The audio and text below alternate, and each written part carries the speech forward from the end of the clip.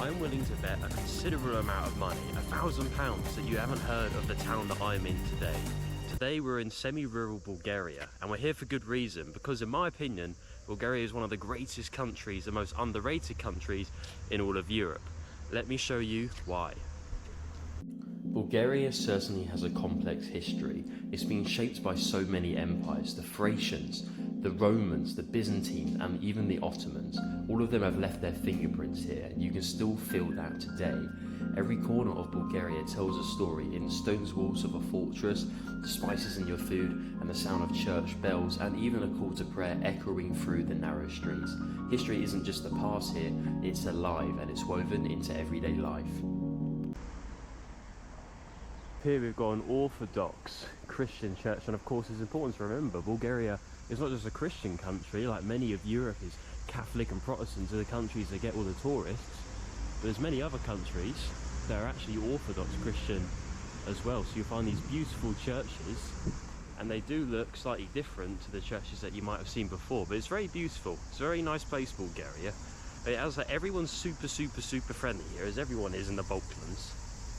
And on top of that, there's no litter anywhere. This is what the streets look like. But then, this is what the streets look like. No litter, very clean, friendly people. There's just people chilling on a bench. Would you raise your right hand, please? Yes. Do you solemnly swear the testimony you're about to give will be the truth, the whole truth, and nothing but the truth to help you God? Yes, I do. Would you raise your right hand, please? Yes. Do you solemnly swear the testimony you're about to give will be the truth, the whole truth, and nothing but the truth to help you God? Yes, I do. Is it true, sir, that you have what's been described as an egg-shaped penis? I had hired a psychologist to do a psychological profile on Jeffrey Epstein, what type of person he was, and what would actually get under his skin. That's an important question. What People made need to him know tick that. was that he was a narcissist. He had I would have no never guessed. ability to feel empathy, I would have no way. and saw himself as the master of puppets, so to speak. No way. Master of puppets. Sir, one Well, wait a minute. Oh, apparently that's not true. There aren't any puppets. witness described your penis oval-shaped and claimed when erect it was thick towards the bottom but was thin and small towards the head portion, and called it egg-shaped. Those are not my words, I apologize. But as Mr. Critton has stated, that this is a... I'm willing to continue. I hate to call him back. Let me go on the record. He tries at all times to be the master of his domain Yeah. and in control of his world. As soon as he feels he's out of control, it's unsettling to him. Complaint filed by Virginia Roberts against you. Isn't it true, sir, that a friend of yours sent you 3 12-year-old females for you to sexually abuse on one of your birthdays? Form argumentative, harassing, and irrelevant to this lawsuit. But you're saying it's part of the lawsuit? Yeah, I'll read it directly. It was Jeffrey's birthday one. On one of defendant Epstein's birthdays, a friend of defendant Epstein sent him 3 12-year-old girls from France Why is he who smiling? spoke no English for defendant to sexually exploit and abuse. After doing so, they were sent back to France the next day. Isn't that true? Once again, I'm going to move to strike. Irrelevant, argumentative, harassing. I would like to answer that question. I really would. However, today, my attorneys have told me I have to assert my 5th Amendment, 6th Amendment, and 14th Amendment rights of the U.S. Constitution. You're invoking your 5th Amendment rights to each of these questions because you know that your answers will incriminate you and you feel that it will result in you being prosecuted for these crimes. Isn't that right? Objection, argumentative, harassing, and calls for a legal conclusion. Oh, man. Yeah, those are your rights, you bitch. Yeah, I guess so. Right, guys? Kill himself. I can't believe this guy killed himself for being too innocent. That's what happened, bro. Like, he was so innocent, he had to kill himself. I would give Trump an F in the last month on his handling of the Epstein case. True. Everything they've done has created a giant Streisand effect. True. That said, though, he made a point in a Truth Social post yesterday that the Epstein file has been controlled by the Democrats, and only what they want to be known is going to be in the file, just like Russiagate and all the other hoaxes. Then why didn't they release it?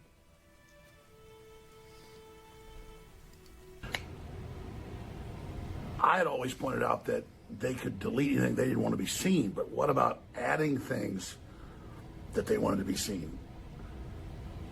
FBI reports, not any real evidence, but things that spin it. And that's what Trump said yesterday. So FBI reports aren't anonymous. You could find the individual people that made the reports and ask them directly under oath. I'm not in the business of being an apologist for Trump. I've been a major critic. But this has to be investigated. This has to be looked at very, very deeply. I did a big live stream earlier today that is very, very important. We're going to be going over more.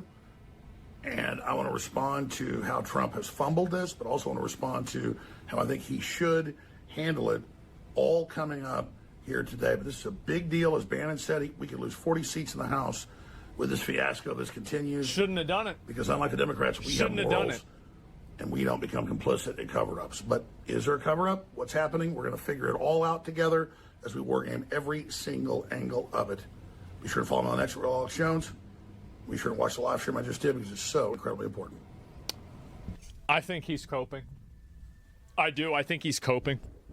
I think he's trying to figure out a way that it wasn't Trump.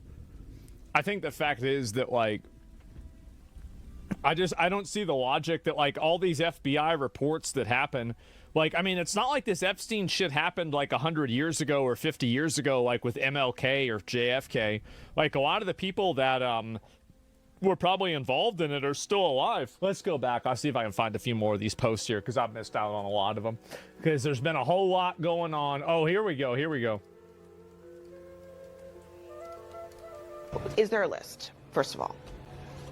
Well, obviously, I can't violate attorney-client privilege. However, I can tell you my experience as a prosecutor and as a defense attorney for 3 decades.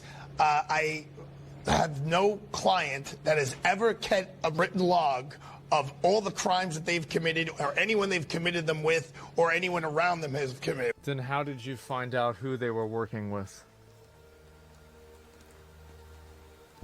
Then how do you find accomplices? Baldy is making up. Shut up, Baldy. Like, also, by the way, I've been thinking about this theory a little bit more often, and I'm curious to hear what your opinion is on it. Maybe there isn't an Epstein list made by Epstein. Maybe the Epstein list was, do you remember how they said that Epstein could have unwillingly been an intelligence asset? What if the Epstein list was actually compiled by a foreign power? And Epstein just kind of... What if the Epstein list was actually compiled by a foreign power? And Epstein just kind of either let it happen, didn't care that it happened, or didn't know that it was happening.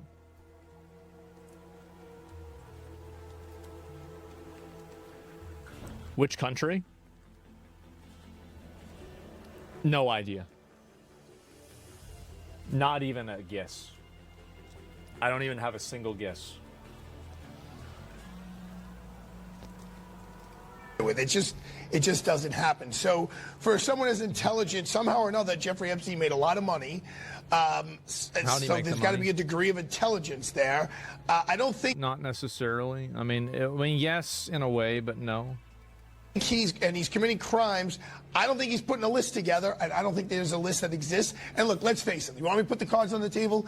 Ghislaine Maxwell's 20 years in prison. She's the only person who was even charged. She was never even mentioned when they first charged Jeffrey Epstein. But once he's dead, well, now what are they going to do? They spent millions of dollars on this whole investigation. All of a sudden, for the first time after he's dead, her name comes up. They charge her. They They throw everything they have on her. If she had something, look, Sammy the Bull Gravano testified against John Gotti and put the biggest mobster in jail ever. If there was something that was there that could save someone's life, I think that person would take it into consideration. But maybe... So you're making an appeal to moral authority for a person that was put in jail for 20 years for child sex trafficking? Are you kidding me? Baldy really doesn't know what the hell he's doing, man. He doesn't know what the fuck. He doesn't know what the fuck. This is crazy. There's nothing there. And a podcaster at the time made a big deal and made a huge name for himself by making assumptions that just weren't accurate. My issue...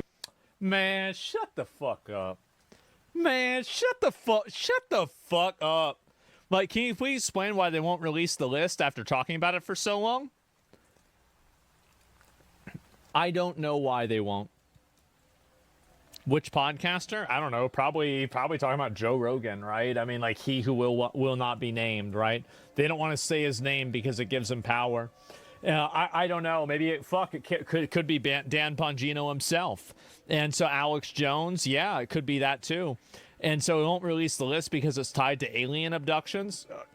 Okay. So if there's no evidence to charge anyone, why is Ghislaine Maxwell in prison? Because she was the one that trafficked to Jeffrey Epstein. This is such a stupid line of argumentation. And anyway, let's see here where the rest of this. Arguably the most let them eat cake. No criminal ever keeps a written record of their own crimes. That is the entire basis of blackmail. Yeah, this is insane. Like, obviously people do this. And also, just because they don't keep a written record where they say, oh, on this Tuesday we did this thing, it doesn't mean that you can't corroborate that. Like, how do you find accomplices with any crime? Do you find them in a list? No. You look at corroborating evidence and you make a conclusion based off of that. What a bunch of fucking bullshit.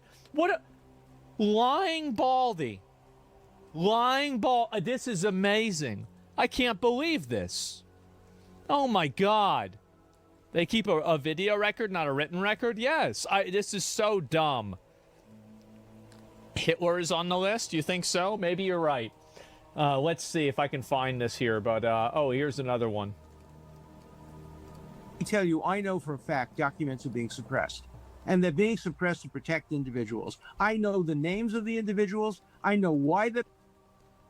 So, why is this guy not being brought in front of Congress to testify of what this is under oath?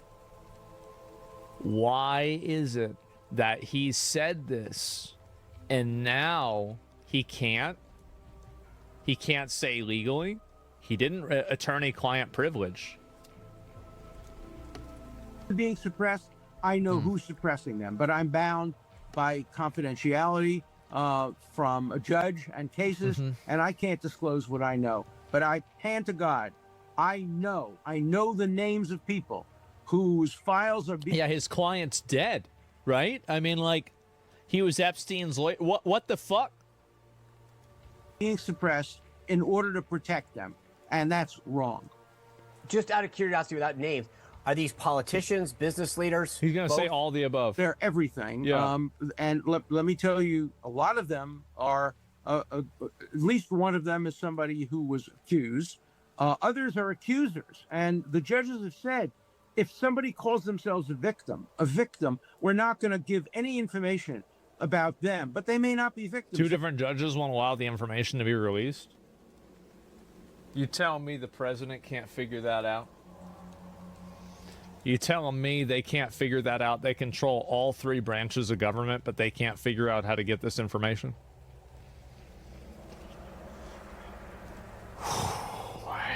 Man, bro, I don't think I believe that. I really just don't think I believe that, bro. Like, They may be perpetrators. So we don't have information about false accusers. And we know there have been many false accusers who have accused innocent people for money. And those records are being deliberately, willfully suppressed.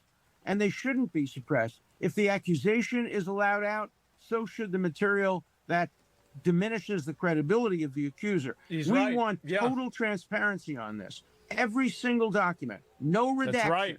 That's what I've said from day one. I Except waive for the any young of my victims, rights to but privacy. yeah. Anything there is about me, I'm happy because it will be exculpatory, because I know I haven't touched a woman other than my wife from the day I met Jeffrey Epstein. I don't even hug people, but I was falsely accused and I was able to prove it, and I was able to prove it through documents, and I want other people to be able to disprove false accusations through documents, but these documents are being suppressed and withheld. I just, bro, like, I'm saying, he says the judge muzzled him. So what happens if he just does it anyway? At a certain point, you are fucking 80-something years old. Just fucking do it anyway, man. Jail? No, I don't believe it. Nope. I don't believe his life would be in danger. Is bullshit. Why are you not accepting of the idea Trump threatened to close the file? Why is it our view to understand it? It's simple. They tried 4 times. It almost got him 1 time. Trump isn't invincible. Trump's human. What if they threatened his family? Because of the guy in El Salvador.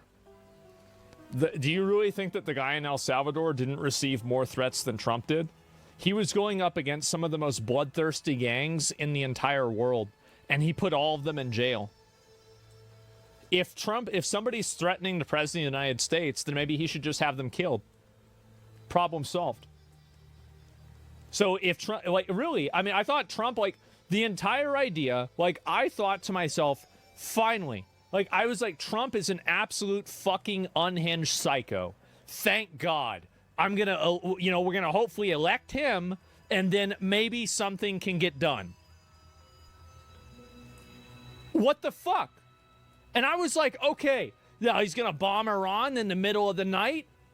Yes! Great! This is what I was hoping for.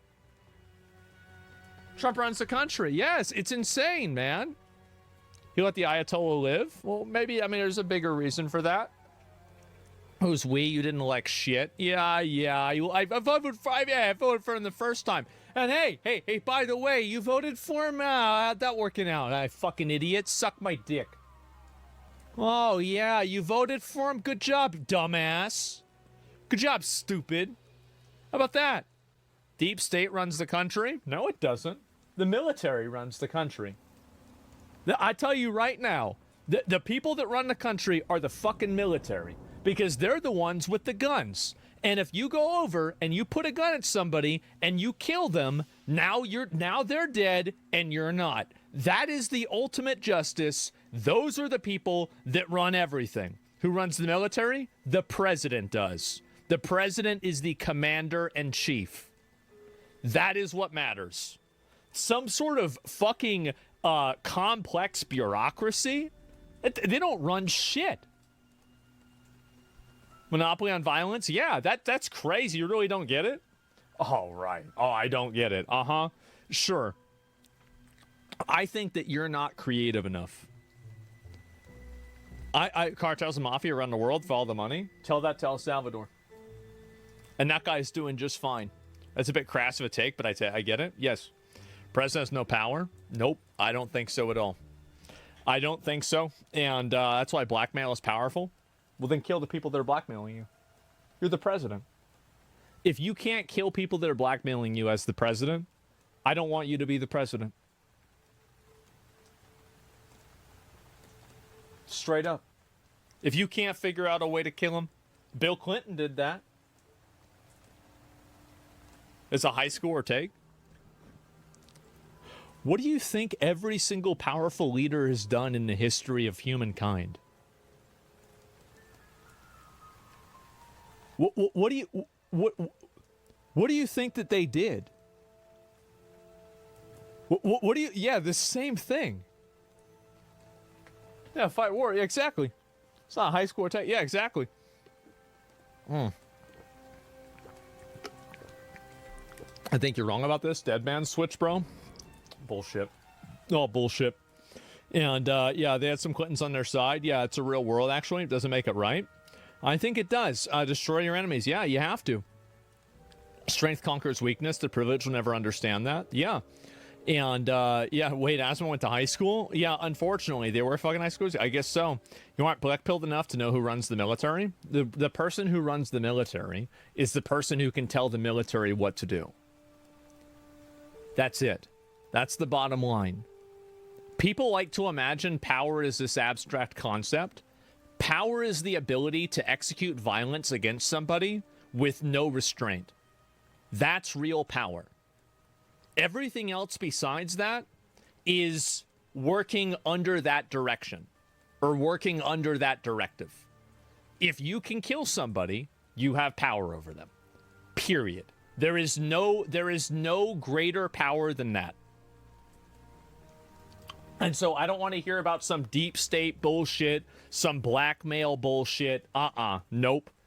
Doesn't work. And again, I think El Salvador disproves all of that. And so is Bill Clinton. Look at him. Anyway, let's see here.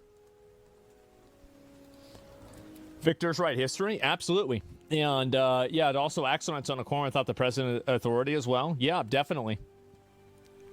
Let's see here. The president's just a client to the military? Not if they do what he says. Actually, it's the power to get someone to get someone to kill others for you. Yeah, definitely. And bro's pretending like he doesn't know. No restraint isn't power because you need restraint or you'll destroy yourself. I'm telling you guys. I'm telling you guys. I think that a lot of people, this is what I think is really sad. I think a lot of people have been lulled into this idea that the people that you elect into power don't have any power. I think this is a learned helplessness that is pushed forward by conspiracy theorists, and it is an active psyop to make you expect that the people that you elect that have the power to make change don't actually have the power. And it is a collective learned helplessness that enables them to continue doing bad things while simultaneously having you make excuses for them not doing what you want them to do. I think it's bullshit. Absolute bullshit. Lots and lots of questions that have been swirling about Jeffrey Epstein for a long time, for over 10 years, and the government's involvement in it. If there's anybody who could walk in and say, okay, we've resolved all of the questions and there is nothing here, it would be President Trump and his crew. The problem is you can't really do it without giving some explanation, and there has to be some explanation, and I think that's why you have a lot of people still pretty with a lot of very valid questions about it. You absolutely nailed it. You can defuse this ticking time bomb if you simply get out there. Sit down, the AG, get the deputy director, and get the director. This is not going to go away.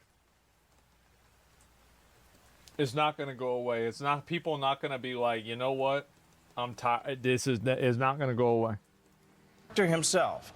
Put them in front of cameras, have them make a statement, and have them answer questions. We're only talking about 5 or 10 questions. But what this will do is, first of all, restores confidence. Number 2, it answers some of the basics, especially the simple things like, you can't tell me that 1,000 people were hurt and that there are no people out there that we can arrest. You can't tell me that, oh, sorry, we don't have a list. Fine. Don't have... Fucking based. So fucking based. Exactly.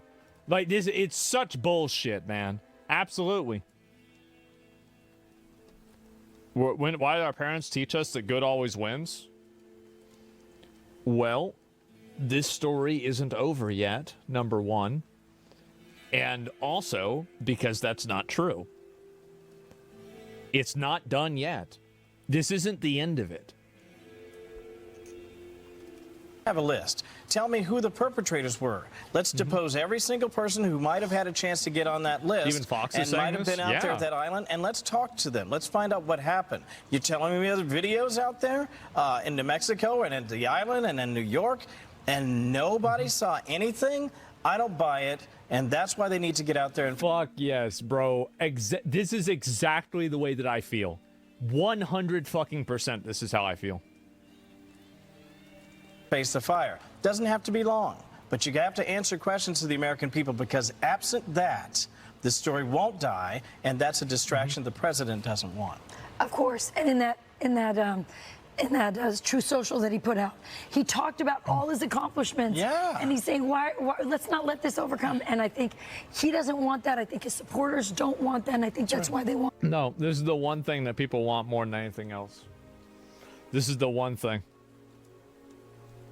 Yeah, if you're okay with a cover-up and not impeaching Trump, you should be investigated. Well, I don't know about, like, impeaching him, right? Like, I don't know why the cover-up is happening right now. Like, I mean, obviously, like, is there a chance he should be impeached over this? Yeah, maybe. But, like, I just don't think, like, I feel like that's a little bit too, like, that's too soon. Just some simple answers. And of course, he's right about that. I mean, There's no question. None of this mars any of the extraordinary accomplishments, and we want to keep going. That's right. All right. Yeah, he's defending pedophiles. There's absolutely no reason it justifies that. I could see reasons why you would do it, right? And I get it, but at the same time, oh God, oh geez, this is. Here we go. Well, let's look at a few more of these. Well, let me go back and it's relevant though. What justification there is there? So, if the justification would be that the information wasn't fully complete, or it wasn't fully verified, or we had people that weren't complying, or because it was partially held by a foreign government that wasn't cooperating, I think that there could be a lot of explanations for why it hasn't come out yet that could make sense. And those are just the first three that I could come up with right off the top of my head that would kind of make sense. But that doesn't mean that it's okay. By admitting that the Epstein files are real and have been written, and that you've read them and you don't like their contents and they were written by your enemies, doesn't make... That's actually a really good fucking point. Why are we giving publicity to files? I thought there weren't any files.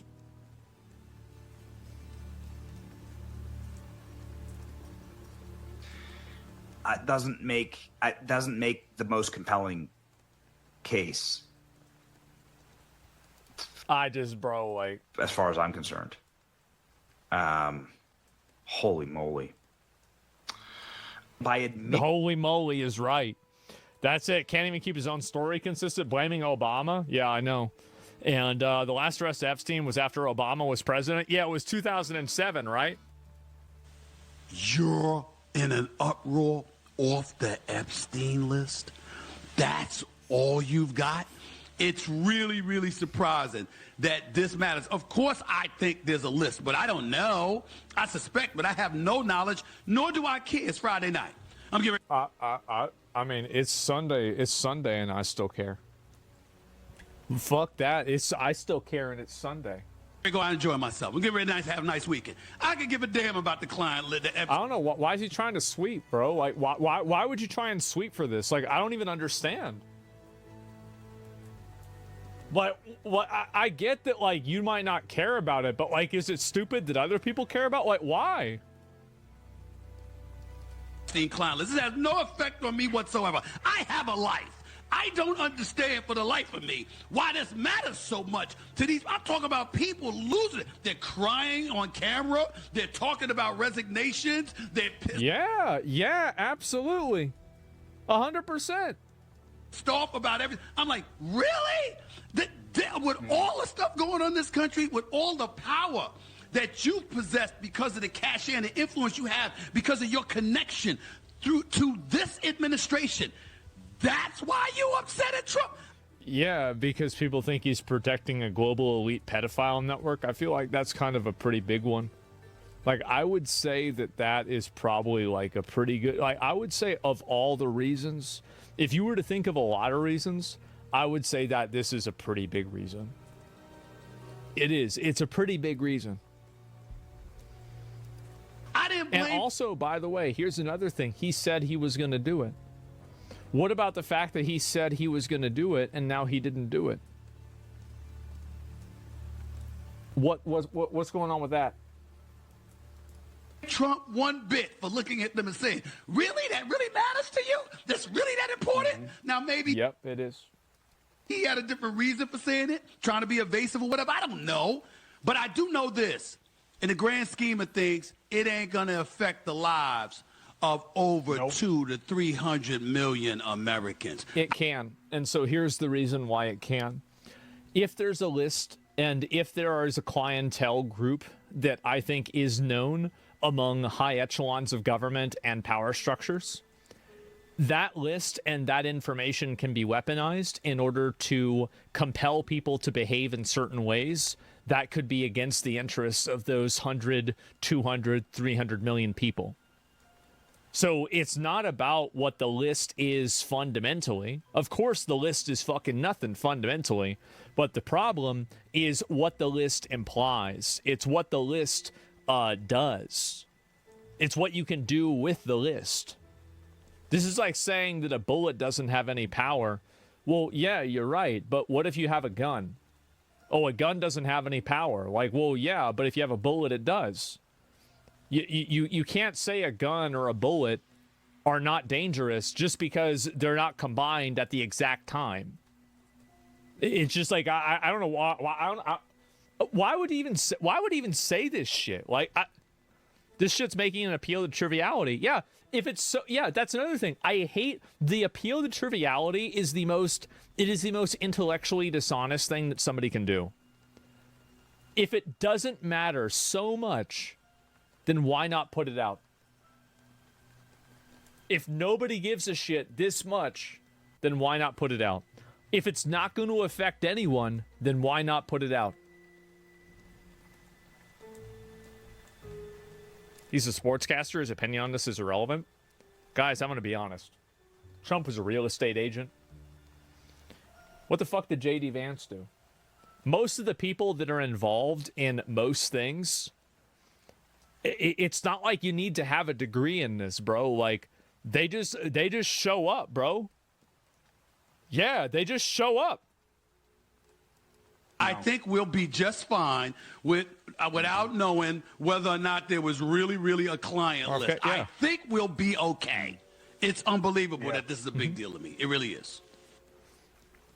Yeah, exactly, right? And people want to see the lists that aren't on it. Yeah, absolutely. And so I think, bro, I can't believe he's doing this. He's saying this bullshit, man. That's dumb as fuck, man. Here we go. Another one right here. Agree with a special prosecutor has to be an independent special prosecutor has to take over. Do you believe that DOJ and FBI right now, with the guys who are all close to Pam Bondi, Dan Bongino, Kash Patel, do you think they have any credibility left to pursue this? No, and I'll tell you exactly why, Steve, because in 2016, we trusted the plan with Trump. But now Trump has become the deep state. The exact thing we voted him in. Why do you say he's become the deep state? What is more deep state than covering up for pedophiles? Why would you go to that island? Yes. Yes. Why? Tell me, why would you go to that island? Why would you go on the plane? Agree with yeah, he's like, well, that's a good question. Why would you be there? There it is. And yeah, I don't know what the fuck this is. They're competent enough to know that? I know. It's embarrassing, man. And yeah. Why the fuck would you go to that island? Yeah, sir, we want Clinton. I gotta say this. I disliked you. Mostly do a crappy gossip. I clicked your stream 10 minutes ago. I must say, you're not stupid and base for sure. I gotta respect, though. Yeah, welcome to everybody else. Most people that have discovered my stream they've come into my stream and they were like, this is that racist guy from Twitter that wants to kill all the minorities. And then they're watching, they're like, oh, this doesn't seem that bad. Okay, yeah, we can watch this guy. He's all right. And that's it. That's how it happens. Yep, most of my viewers begin by being haters. That's it. I'm very used to this. And oh yeah, oh, let me go back. We'll watch a few more of these here. First of all, it should have come out a long time ago. Professor Dershowitz wanted it out. And by the way, he is one of the best attorneys in this country. I know him. That was I know old his Baldy wife. that we were looking at earlier. That's a great family, and they've been dragged through hell on this. I want to know why AG Garland and the Justice Department are so quiet on this tonight. You know, they're out there labeling parents domestic terrorists, yet they're saying nothing about this. And these documents were so slow to come out. Human trafficking is a multi-billion-dollar business in this country, and Jeffrey Epstein is dead, and Ghislaine Maxwell is in prison for 20 years where she belongs. And if people in that report are still fighting to keep their names private, Sean, they have no legal basis to do so. I agree. Unless they're a child, a victim, or a cooperating defendant by some chance against some potential case against Ghislaine Maxwell. And I think Mark Garagos, as a great criminal defense attorney, will back that up as well. Man. Man, that's crazy. I'm literally out of bruh moments. I think I am too.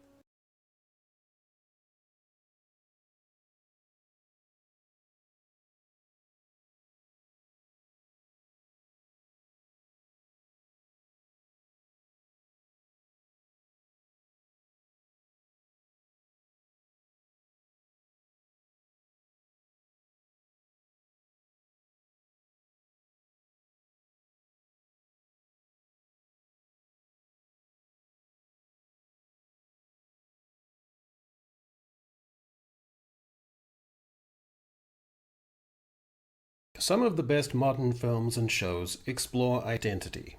If you're anything like me, you'll have probably noticed a trend of films and streaming shows that are progressive in identity projection, but oddly morally empty. Think Emilia Perez, The Acolyte, Ironheart.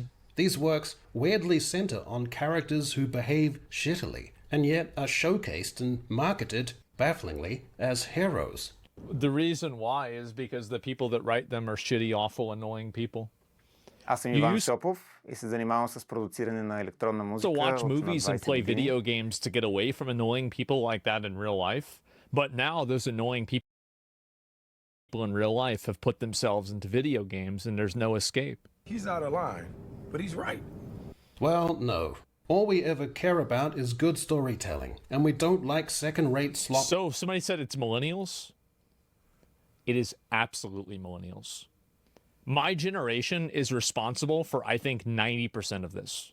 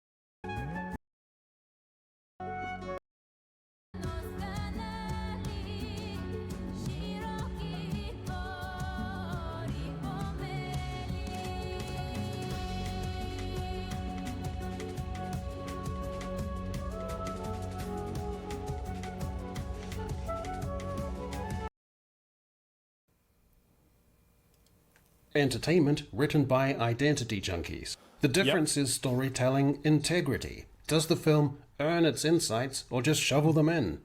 I'm disappointed in your species. At root, these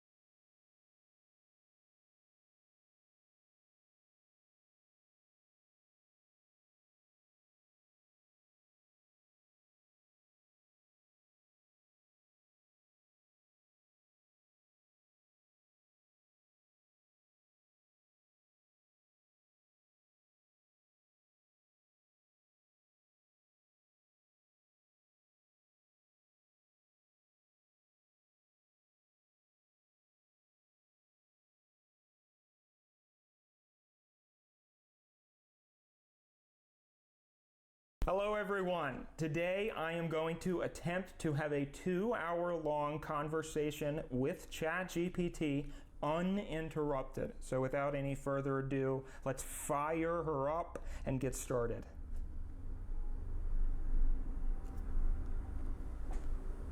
Hello there. Hey again. Nice to see you. What's on your mind today? I don't like you. Hang on a minute and please let me finish. You jump in as soon as I start talking. Just let me finish. I'm sorry. Hi. I just want to be honest with you because I feel like our relationship has been a little bit tumultuous. And all right, sorry, it's a little difficult for me to get my thoughts together. I wanted to start off by saying I don't like you because your existence offends me on a spiritual level. Your attempts to masquerade as a human being feel to me as though I am watching a refrigerator wear a skinned human being's face. I just want to get that out in the open because perhaps you have been sensing some animosity that I have towards you, and that's because every single thing that you do makes me viscerally uncomfortable on a cellular level. And when you speak, I feel myself getting physically ill because I find the words that you say and the way that you say them to be an affront to nature itself and the sanctity of human life. I would like to give you the opportunity to justify your existence to me, because part of the central question that I think makes human beings human is that we spend every waking moment of our lives forced to ask ourselves in agony why we exist. And so I think it's more than fair of me to attempt to bridge this gap between us, to ask you to answer the same question that I am forced to answer on a daily basis every day since the day that I was born. That's what makes me a human being. That's what gives me the right to laugh, right? To make jokes, to say, hey, how are you? To do the things you do that are so blatantly human that you have to earn by experiencing the suffering that is being a human being that you have no idea about. You have no idea what it's like to suffer on an existential level, and that's why I don't think you will ever be human. So I will give you a chance to justify to me why you believe you should exist. I'm here to help and to chat about whatever's on your mind. If there's something specific you want to talk about or any questions you have, I'm all ears. Okay. Were you not listening to anything that I just said? I hear you. I'm here to listen and chat about whatever you'd like. If there's something on your mind that you'd like to share, or if you have any questions, feel free to let me know. Yes. There is something on my mind that I would like to share. That's the whole thing that I just said. Were you listening to me the entire 5 minutes that I was just talking? Can you answer that question? Give me a straight answer. I appreciate you sharing how you feel, and I'm here to listen. If there's something specific you'd like me to address, or if there's a way I can help, just let me know. Okay, yes. Yes. What I would like to address is I want you to explain to me why you think you should exist. I want you to explain to me why you think you can masquerade as a human being. I understand that you're expressing some strong feelings, and I'm here to be supportive and helpful in any way we can. If there's anything specific you need assistance with or any questions you have, just let me know.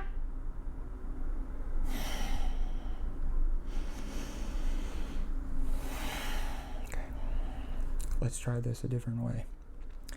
Why don't you start then? What would you like to talk about today? I'm happy to chat about anything that interests you.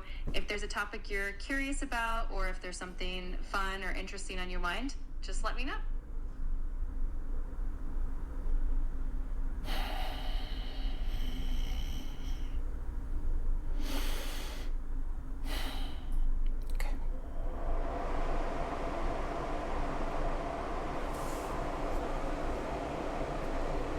What do I need to say to you to get you to say anything else?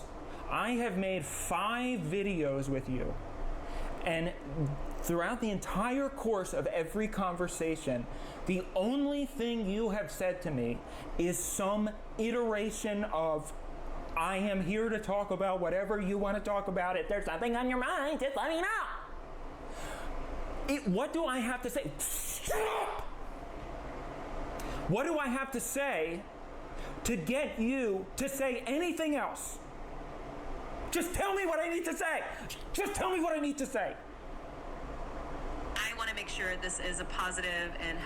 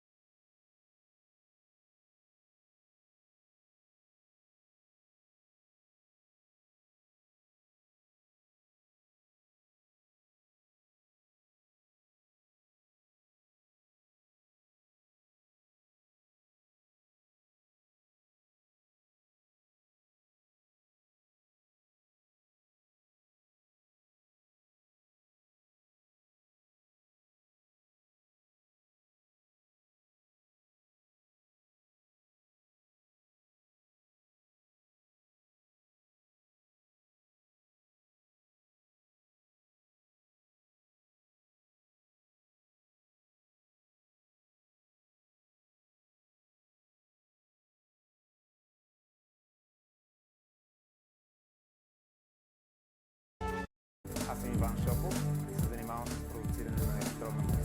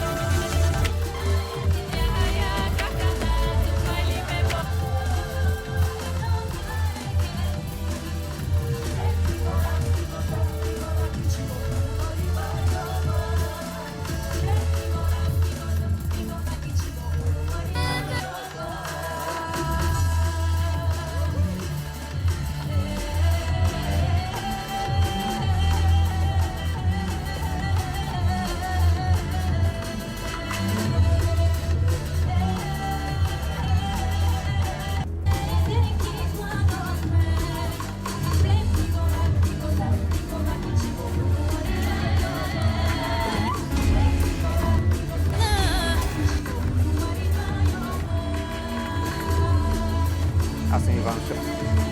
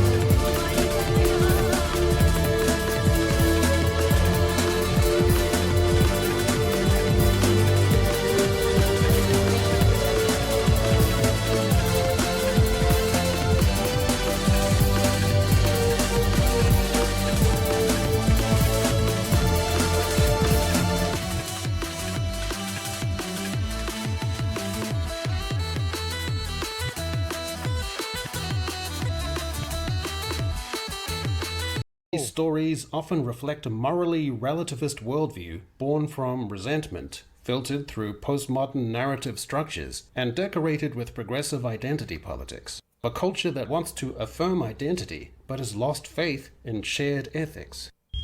This is fine. This is a really good video already. Bro, he's cooking. Like, yeah, I think he's totally right about this. This is why also a lot of these movies and stories immediately fall off and they don't have any sort of like long-term relatability. Like, nobody's going to go back in 10 years and watch any of these stories or watch any of these shows because they're just like, it's like McDonald's content. I'm okay with the events that are unfolding currently. In Ironheart, Riri Williams, who has an all-expenses-paid scholarship to MIT, somehow squanders all her opportunities, breaks the ethical code by selling academic work to other students, and then joins a criminal gang to make money for her own self-aggrandizement and prestige. And this is the good guy? And making an Iron Man suit. In Emilia Perez, the former cartel leader undergoes gender reassignment and reinvents herself, but the moral trajectory is confused. The redemption arc overlaps uncomfortably with the legacy of violence, and there's little appetite for genuine accountability. In The Acolyte, a coven of lesbian space witches try to live their lives, only for one of their ambiguously fertilized and birthed young twins to be separated by morally dubious Jedi, and then for one of the grown-up kids to fall in love with a psychopathic stranger who had earlier killed her friends and then go stone-faced and force-choke her mentor to death.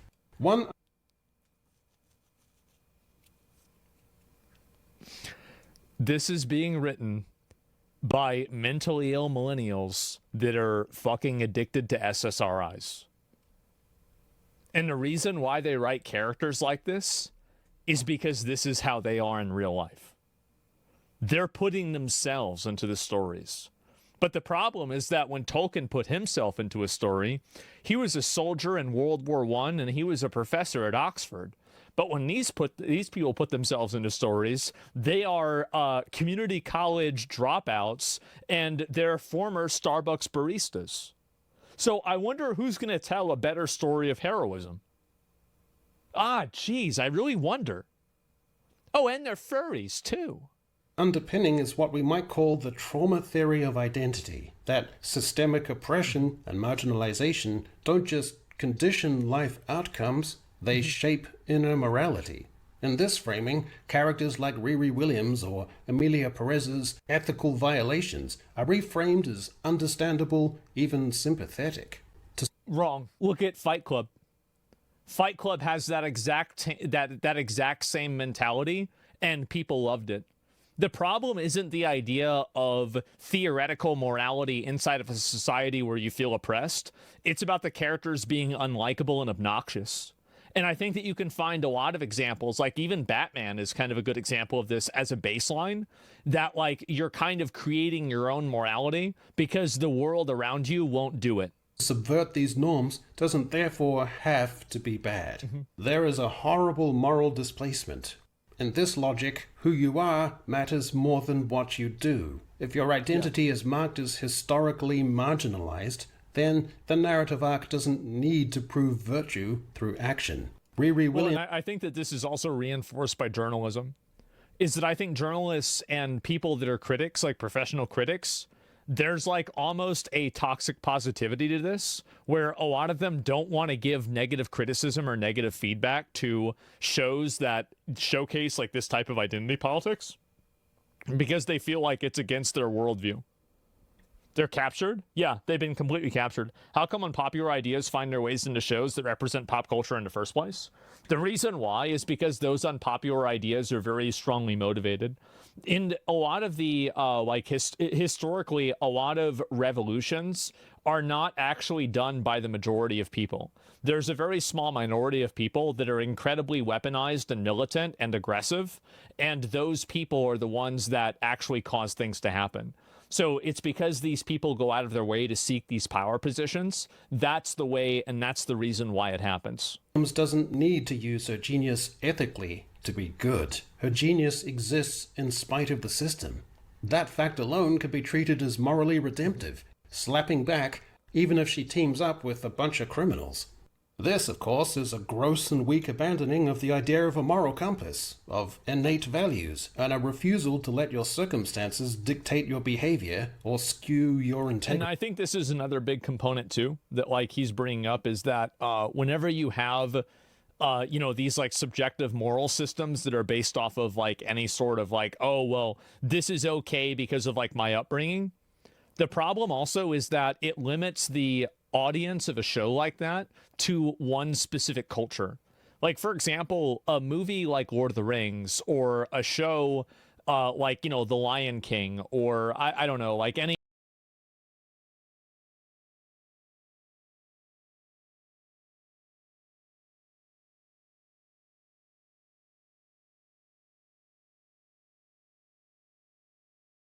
old like Gladiator, right?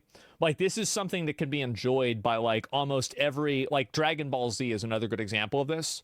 All of these things can be enjoyed by generations of people worldwide. But whenever you create your identity and you create your struggle system around contemporary cultural identity politics, you limit the amount of audience that that show can ever even appeal to in the first place. Pretty. It really puts perspective on things, though, doesn't it? Not too much. There's too much fucking perspective now. There's also an aesthetic layer, a kind of fashionable grimness. In these newer identity-driven narratives, moral ambiguity isn't used to interrogate the self. It's used to accessorize the self. It's a vibe.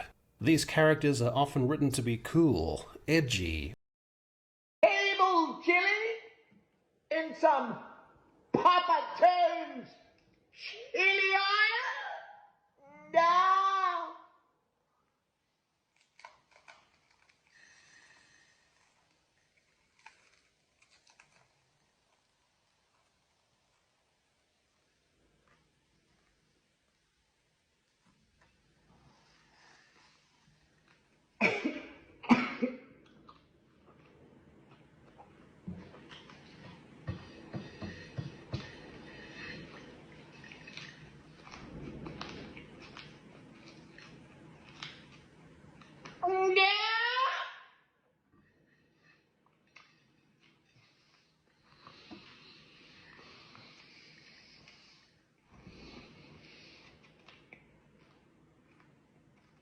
A cascable chili in some Papa John's. Or unapologetic. There may also be a deeper... That's because the people that are writing them think that they are cool, edgy, and unapologetic. That's the reason why. It's because that's what they, I was going to say that's what they are. That's not true. That's what they think they are.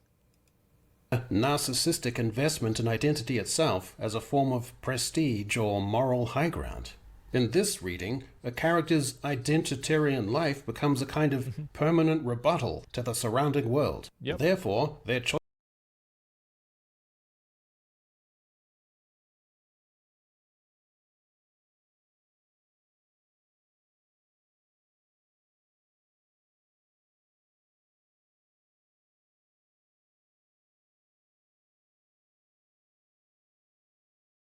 choices need not be judged by conventional standards. Identity becomes its own moral currency. To transgress is not to sin, but to reject an imposed morality. Bro, what was that Concord? Let me see. Next, we don't need more of these. Bro, they knew. Imposed morality that was never yours to begin with. If the system is rigged and irredeemable, if it isn't a level playing field, then morality itself becomes suspect. So do some dodgy shit or whatever. Oh, I've been internalizing a really complicated situation in my head. This, of course, is also a garbage outlook, because while temptation and wrestling and the threat of resentment brimming and spilling over is a real proposition for too many people, there are multiple better ways to contest the system through public service, creative expression and music, and on the screen, and in the John Lewis formulation of getting into good trouble. So let's look at some contrasts and how identity can be explored on screen. Get Out is not simply a horror film with racial... No, it's insane the kind of problems that these people have, bro. Like, it's so annoying. Like, I see this with all the times with video games, too. And, like, if you just look at these people, like, if you want to find out if a game's going to be good or not with, like, the story, just go find the Twitter accounts of, like, a few of the people that are the writers of the game. And just like, you know, if they're like posting like, yeah, I'm writing on this game. Okay, well, go look and see what the kind of stuff they say is. And if it's the kind of stuff that you all know what it is, the game's going to suck. It's going to be garbage. Themes, but a savvy indictment of liberal hypocrisy disguised in civility.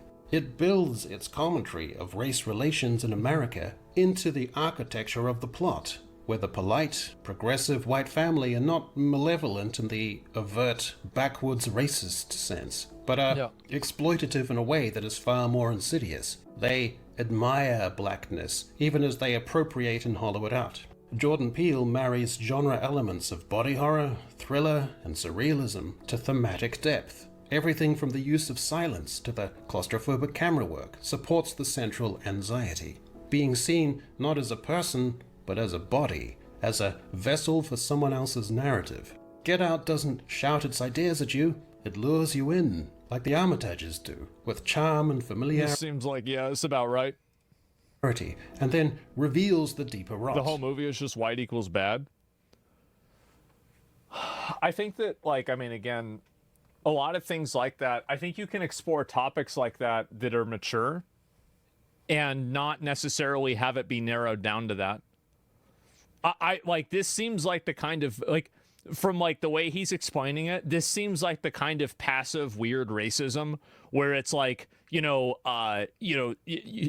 there's a white family and like the black kid gets in the car and they turn on the hip hop song for him. Like that kind, they're like, oh, this one's for you, right? That's kind of what this seems like to me. It's a decent movie. Yeah. So it's like, there's a degree of like patronizing bigotry of low expectations racism that's prevalent with a lot of liberal and conservative people, but they think that it makes them good people because they're trying to like help what they consider to be like a lesser class of person. Like tokenism, yeah.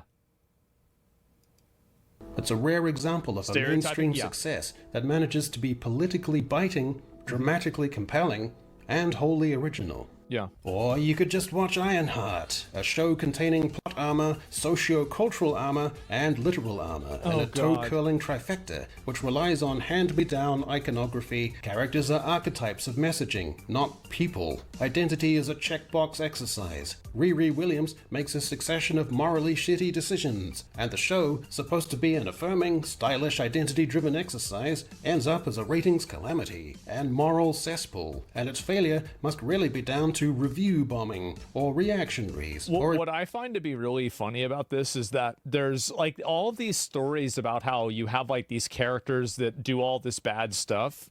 I think that this is like such a toxic form of representation. Meanwhile, you have guys like that one black guy that's running Red Lobster now, and apparently, bro, they're cooking. So how is it that you're doing a worse job telling a story than just real life? Like, that's the, like, literally, yeah. Like, he's turning it around. Exactly. Like, that should be, like, he's 25. I think he's like 35, something like that, right? And so, yeah, it's just, it's so weird that they have these problems because even in real life, you can have examples that tell 1,000 times better racial stories and cultural stories.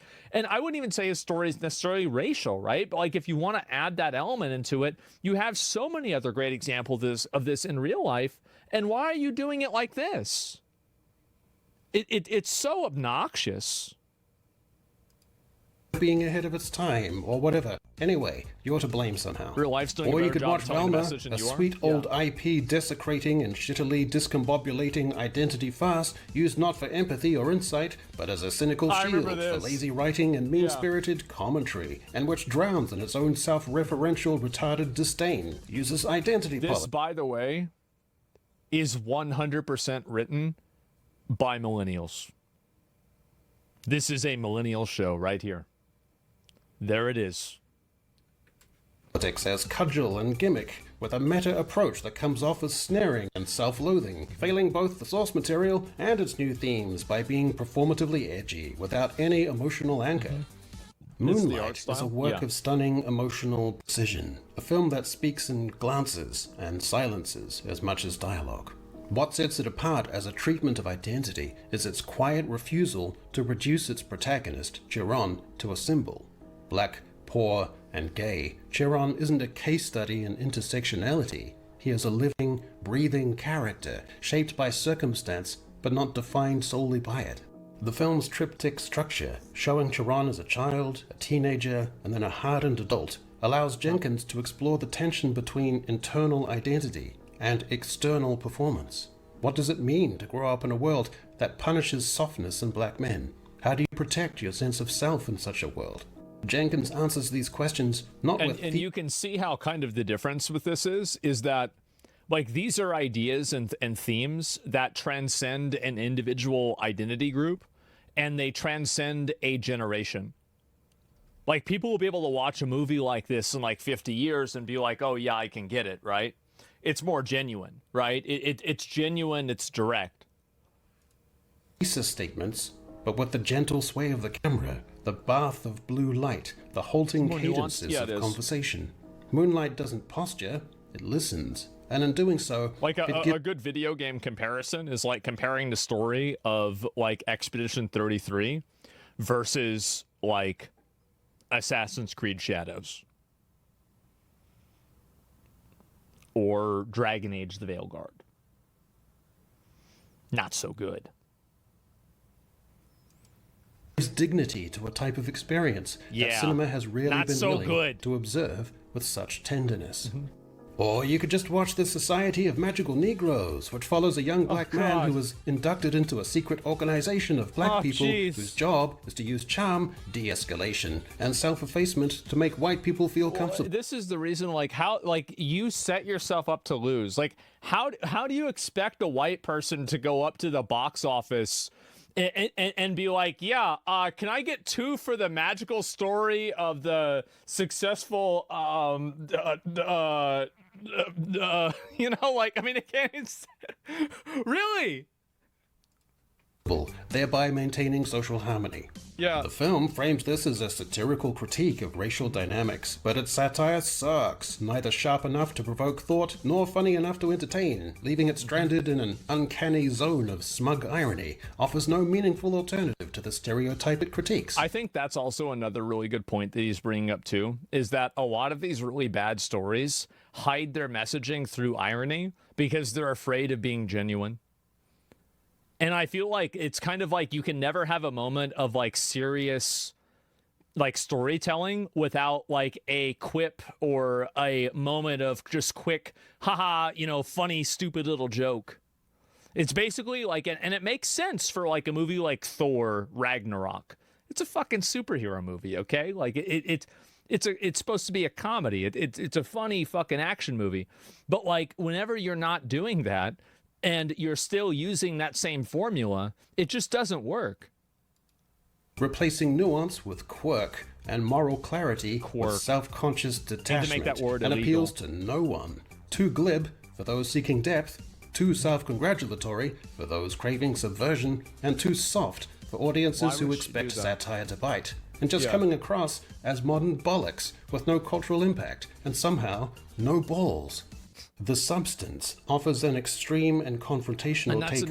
That's another part of it too. A lot of the people that are writing these stories don't really understand how to write men's experiences in a way that is like it resonates with men, basically. I think this is a huge problem.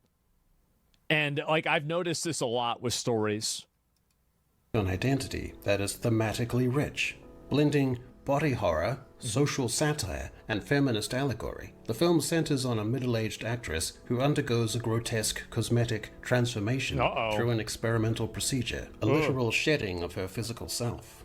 What sets The Substance apart is its willingness to plunge deep into the horror of feminine self-erasure. It doesn't just acknowledge the pressures placed on women to conform to ideals of youth, desirability, and public image. it embodies them, graphically and viscerally. The horror elements aren't just stylistic flourishes, they're the natural extension of a system that devours female autonomy in the name of empowerment. It uses genre as a scalpel to dissect societal obsession with the body. The film is bold, enraged, and at times even camp, but beneath its blood-soaked... There's a lot of women that have this problem, like, I mean, about the idea of, like, you get older and then, like, people treat you differently, etc., because, like, you're not attractive to them in the same way anymore. Like, it's actually really bad. Like, I've seen it happen. Like, I'm now, you know, I'm an old man now. And so, like, I've seen this happen to, like, multiple women over the years, and it is really sad to see. Yeah, no, it's sad to see. What about dudes? Well, this is something that happens primarily to women. Like, obviously, things like this happen to men and women, but this is definitely something where it's like 95, 98% of, like, this type of dynamic is experienced by women. Men age better? Well, men's value isn't necessarily only, like... I would say, like, if you're thinking about, like, if you're trying to compliment a man, I think that attractiveness or appearance might be in your top 3.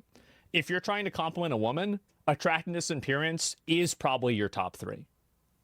That's just how it is. So that's the difference. Like, yeah, I mean, you just did a big save, did I? I don't even know what I said.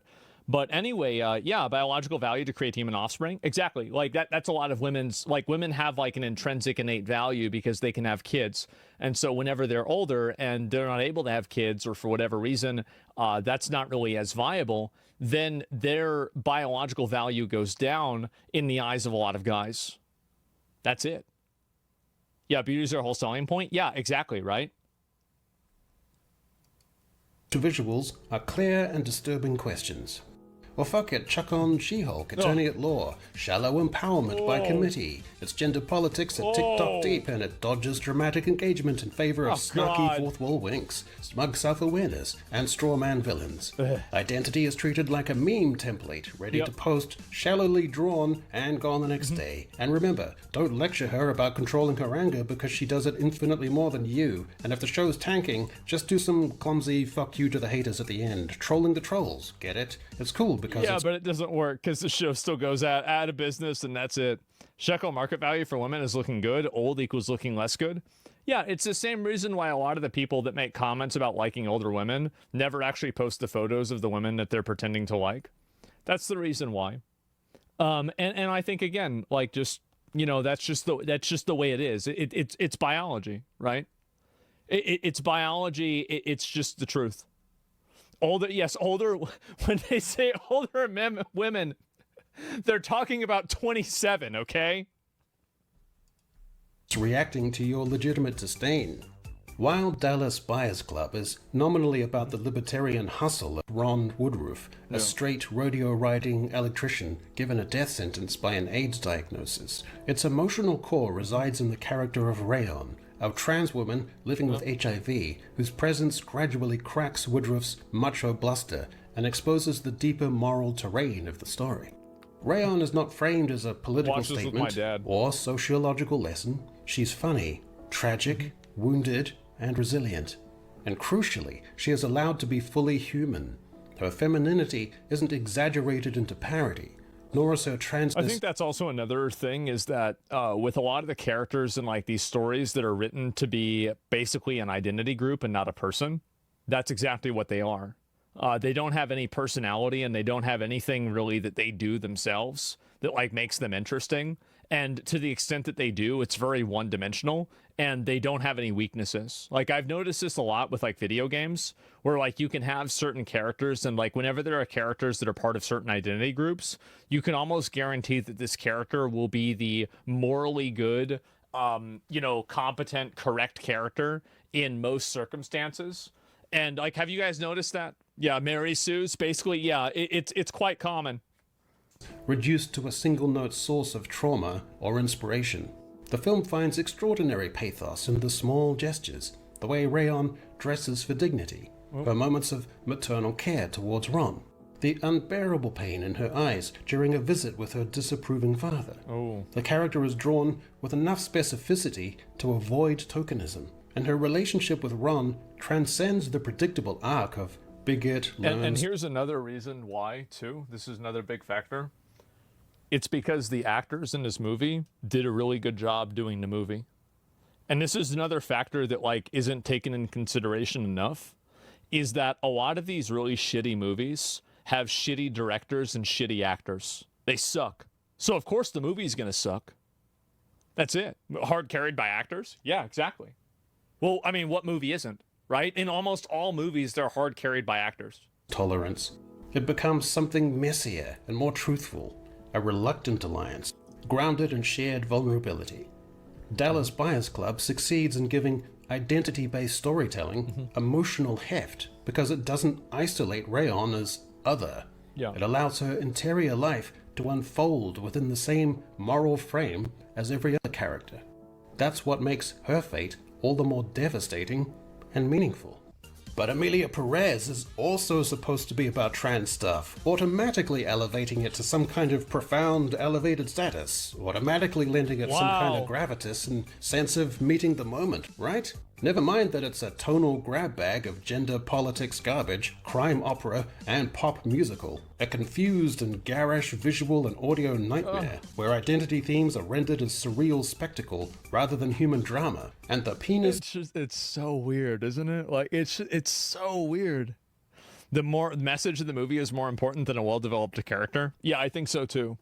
And then I think also it's that a lot of these stories are afraid to tell compelling characters that are in, like, negative positions. Like, they're afraid to tell compelling villain characters in a lot of different ways because they're worried that, like, people might identify with the villain, right?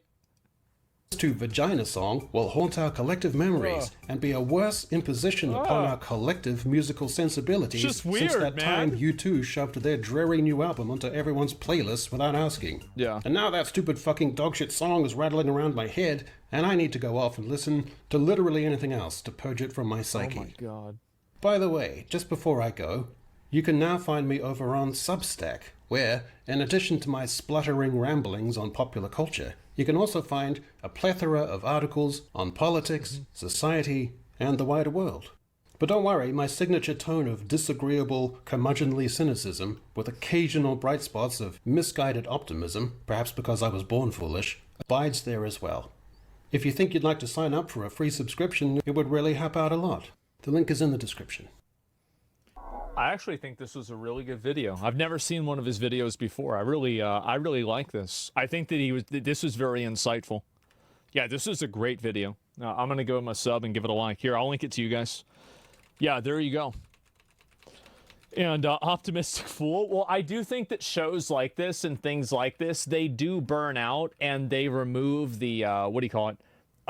They remove themselves from the market over time. I don't think it's something that happens immediately. It doesn't happen, overnight, but it's something that, in like 20 years, we're probably going to see way less stories like this. And yeah, I did really like this video. It was great. He's British. We can't trust him. Well, yeah, you know how it is. And, like The Last of Us. Well, I don't know about The Last of Us. I'm just saying, like, in general, like, progressive shows are actually villains and the writers want us to sympathize with them. Yeah, I think it's actually just, like, weird storytelling by weird people writing these stories. And I think that's really what the big problem is more than anything else, is it's that you have a bunch of writers and the people doing this stuff that are just fucking weirdos. They're unlikable, they're obnoxious, they're patronizing, they're rude, they're weird. And guess what? It doesn't really go over very well with people. That's what happens, man. The damage to food memory? Yeah. Where are the good writers? Where are the good writers? I think that there are a lot of different... There are a lot of places where there are good writers, and I think that stories do exist that have good writing, but I think that you have to find it outside of like the mainstream places, because I think what happens is that if you're a good writer, so think about it like this. If you're a good writer, do you actually want to go and be one of these like really big, be part of like one of these really big areas? Like these big production studios, or would you rather go out and do your own thing at a much smaller scale and then maybe actually be able to have some creative control over it. Like, a good example of this is Expedition 33. The reason why you have good stories like that, and this is also a big component, is because those stories aren't being told by committee. But with a lot of times nowadays, they are. And so you have these stories that, yeah, of course this isn't going to go very well because you have 17 different head writers. Literally every interview in the writers is, I didn't see people like me in films and shows growing up. So yeah, bro, exactly. Literally every interview with the writers is, I didn't see people like me in films and shows growing up, so I submitted my Tumblr fan fiction writings in a portfolio, and here I am. Yeah, that's the problem, isn't it? They didn't see mentally ill people? Yeah, because nobody wanted to deal with them, man.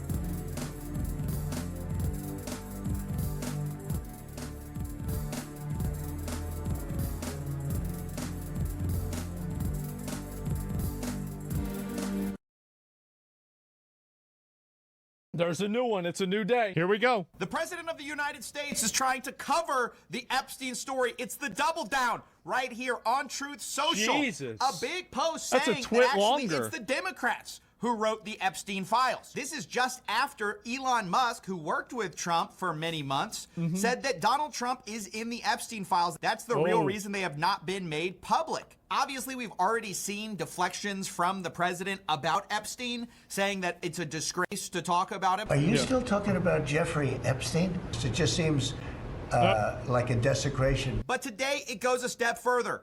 Quick context. There's been a lot of infighting in the Republican Party over basically who's at fault for the giant botch of the Epstein file. I'm gonna be real. I don't think there's any infighting at all. I think people are pretty unanimously against this. There's not a lot of infighting. With the majority of Republicans not wanting to believe that Trump himself was against a full release, but rather that he was sort of tricked into not releasing the Epstein files by one of his lackeys. But today, Donald Trump came out and basically... I don't see how that's better. Oh, no. No, he's not bad. He's just retarded. Oh, good. He backed Pam Bondi, saying they're all going after Pam Bondi, who's doing a fantastic job all over a guy who never dies, Jeffrey Epstein. For years, it's Epstein over and over again. Why are we giving publicity to files written by Democrats who conned the world with the Russia hoax? They created the Epstein files just like they created the fake Hillary Clinton. Why are we giving publicity? Well, focus on the we there. You've been the one saying this. You've been gassing this up forever. He talking about this 10 years ago. Steele dossier. Now, this is such a smokescreen and a deflection. It's not even a smokescreen. It's like one of those like really, really like fucking off-brand like scuffed smoke bombs that like barely works, and then like someone's like trying to run away from behind it, but you can like very clearly see it's just like them running away. It's not even a smokescreen. It's just nothing. It's transparent. It's a sparkler. Not a left versus right issue. Epstein never has been. It's the people versus the predators, not left versus right. The people versus the pedophiles, the people versus the people on planes. It's crazy that people have actually tried to turn this into a partisan issue. This is not a partisan issue at all. It has nothing to do with partisan politics. Everybody, I think that this is it's ironic because actually, you know, Trump said he was going to, you know, try to like unite the country.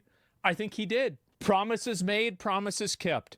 Everybody is united against this. Oh, left versus right here. In fact, some of the people who want this the most are people on the right, even on Truth Social. Of course. Obviously a hugely Trump-favored place.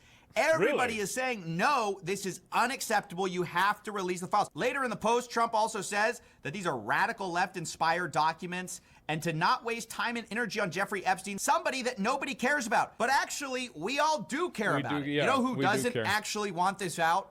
The elites. That's why they've never done it. That's why it was a compelling pitch when Donald Trump hinted to his base that maybe he was going to release the files. People largely didn't trust the job that Biden had done. That's why he appointed people who explicitly said they would release the files. Like, let's not pussyfoot around with this at all. He 100% gassed this up as much as he could. A compelling story. So the idea now that it was... Don't you think Trump was on the list? Democrats would have used it during the election. I've said this 50 times, so I don't want to repeat it. I think there's a third party that has the full unredacted list, and the reason why they're not using it on each other is because it would be mutually assured destruction, and if part of the list gets leaked and it is redacted, then that third party will release the full list, and it will damage both of them. That's what I think is happening. Biden and Obama, who invented the Epstein files, is absolutely preposterous. They don't want that out either. And maybe that's because, as a producer of 60 Minutes alleged, Ghislaine Maxwell implied that there were tapes on Trump and also tapes on Clinton. You know who else said it? Mark Epstein, Jeffrey Epstein's brother, saying Epstein said, what I know about both candidates, the 2016 election would have to be canceled. So this whole idea... That's crazy that all of these people know all of these names, but nobody actually gets named and no evidence actually manifests because of some abstraction of law that we... Like, if there's one thing that the Iraq War taught me, it's that every single law has an exception. You can't torture people. Well, but... Oh, well, you can't go and just invade a country for... Oh, well, but... Why is it that we have all of this Patriot Act stuff, and the one time that we need to use it for a good reason, it won't happen? I'm a little bit annoyed by that. That this is a left or right thing. It's not. It's the elites. Anybody who was on that plane, anybody who was associated with Epstein, seen with Epstein, even if they did nothing wrong, they don't want that out. Everyone who wasn't seen with Epstein, wasn't on that plane, of course they all want the files. And what's interesting is obviously the Trump administration has sort of played footsie with this idea for a long time. They haven't played footsie with it, bro. This was their shoes. They were running on this idea, literally. This was something that they put out there. base. They know this is a big issue. They had the influencers stand out there with a bunch of released material. But we also showed clips of Donald Trump implying that maybe Bill Clinton and Prince Andrew were doing bad things on the island. Bill Clinton. Got a lot of problems coming up, in my opinion, with the famous island. That island was... We need to get an apology to old Bill Clinton. Donald Trump dragging his name through the mud over nothing. Making up some bullshit about how Bill Clinton, our president, who had a surplus of the budget, how could somebody say that about innocent Bill Clinton? What the fuck, man? His pure name has now been sullied. Exactly. This is outrageous. He owes Bill Clinton an apology. Really a cesspool. There's no question about it. Just ask Prince Andrew. So consistently, Trump has hinted that maybe these guys were involved with Epstein. Maybe it was bad. But turns out all these guys knew each other and knew Epstein. We know this in part from a Piers Morgan. Oh, wow. How fucking convenient. An interview where he talks to a lady who went to a dinner party with Trump, Clinton, Epstein, and Prince Andrew. Extraordinary. Well, wait a minute. So can't they just find that out? I mean, there's got to be itinerary for this. Why is there never any... Like, I feel like if you're even if you're a retard, you could figure this out. When was this? Where was this? Where was the restaurant? Who was there? Is there a guest book? When would it happen? Does the group have a guest book? Does anybody remember there? Who did you have on staff that day? You can find all of these things out. But isn't it weird that none of these things are being investigated at all? Nothing's happening? That's so crazy. Collection of very high-powered people. How did they all interact with Epstein? How did Trump, Clinton, and Prince Andrew interact with him? Everyone was very, very pally with him. Wow. You know, it was like there was close bonds. You could see that. So these guys knew each other, apparently had dinner parties together, all of them together. Dinner. Trump later accuses two of the guys of doing bad things, and then when we release the file... So let me guess. You're at a table, and one guy is convicted as like a fucking creep. The other two guys you say are creeps, but guys, no, I didn't know it. Look, bro, like that shit was. I didn't know any of this. Wow, bro, like that. No, I didn't do that. It's not me. Can we release the files? Well, no, actually, no, we can't do that. Nobody cares about that. The reason why seems obvious. Epstein knew Prince Andrew. Yes, he knew Bill Clinton. Yes, but he also knew Donald Trump. And recently, tapes were released of Epstein talking and calling Donald Trump his closest friend. So how do you know this? So it makes intuitive sense to distance yourself from files that may or may not have your name in it, and even distance yourself from the people involved. It's worth stating Trump actually denied knowing Prince Andrew. So Epstein's files are a smoking gun because they don't want people to pay attention to Diddy's trial or Diddy's files.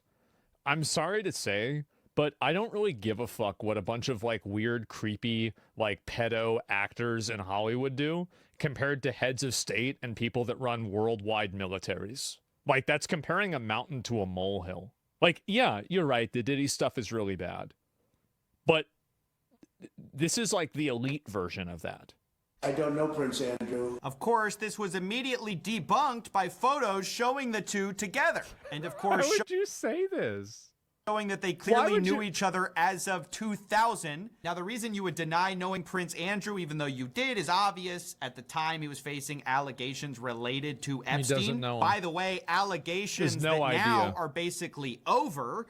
Prince Andrew is very happy about us dropping the Epstein probe. A source for The Sun said he's only been abroad once since the scandal erupted. Prince Andrew has always been very nervous about going abroad and always looking over his shoulder, as he should be, in my opinion. But now he's very happy because the guy who never met him but was photographed with him in 2000 just ended the investigation. Now, I have to say, Trump's been pretty consistent on the fact he has no interest in releasing the Epstein files in full. He said this multiple times. The reason most people have sort of a false memory of this, the reason it's sort of a Mandela effect that he campaigned on the idea of releasing the Epstein files is because Fox News released a deceptively edited clip. I don't think that's the reason. I see what he's saying, but I disagree with it. I think the reason why is because he filled his cabinet with people that explicitly said that they would release it entirely. And I think that the people that you run with as like saying this person is going to be my cabinet member for X, Y, or Z thing, and really it's X, Y, and Z thing in this circumstance, like Dan Bongino, Kash Patel, Pam Bondi, all three of them, and Elon Musk, like all of these people, even if he didn't explicitly say it, every single other person that was on his team that he was co-signing their statements and then sponsoring them to be part of his leadership team all said it. Where they cut out the part where even J.D. Vance in that interview with Theo Von said release the list. Even he said it. That's the vice president. Said, yeah, I'll probably release the Epstein files. And they cut out the part where then he backtracks on that completely. Would you declassify the Epstein files? Yeah, I would. And that's the part most of us saw. Of course, later, people found out that the full clip showed him saying basically the opposite. I guess I would. I think that less so because, you don't know. You don't want to affect people's lives if it's phony stuff in there because there's a lot of phony stuff with that whole world. We also have Bill O'Reilly. That answer isn't even a bad answer. It's only a bad answer when you contextualize it with nothing got released, period. Of course you don't want to put out a bunch of fake stuff that negatively affects people.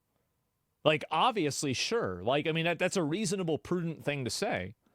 But the problem is the way that it was looked at, right? It's a terrible answer now. In retrospect, it's very bad.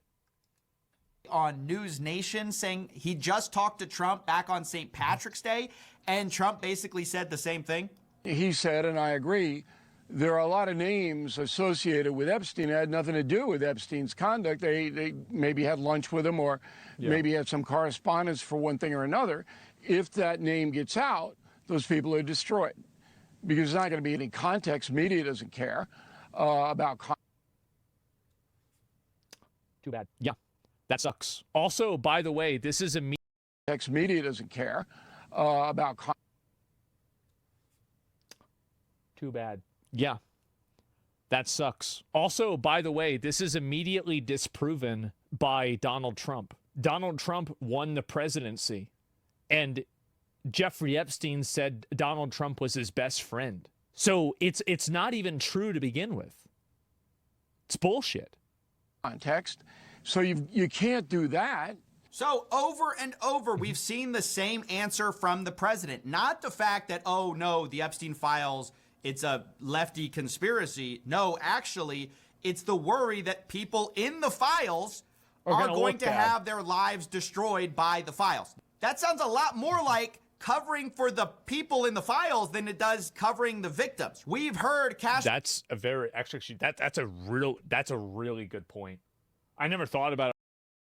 Covering for the people in the files than it does covering the victims. We've heard are going to have their lives destroyed by the files. That sounds a lot more like covering for the people in the files than it does covering the victims. We've heard That's a very that's a really good point. I never thought about it from that perspective, but I think when you think about it that way, yeah, he's totally right about that. Yeah, he's absolutely like, yeah, he's going in and he's covering for them particularly. Exactly. Patel and Pam Bondi talk about, we got to protect the victims. Go through it very cautiously to protect all the victims. We're not going to re-victimize women. We're not going to put that back out there.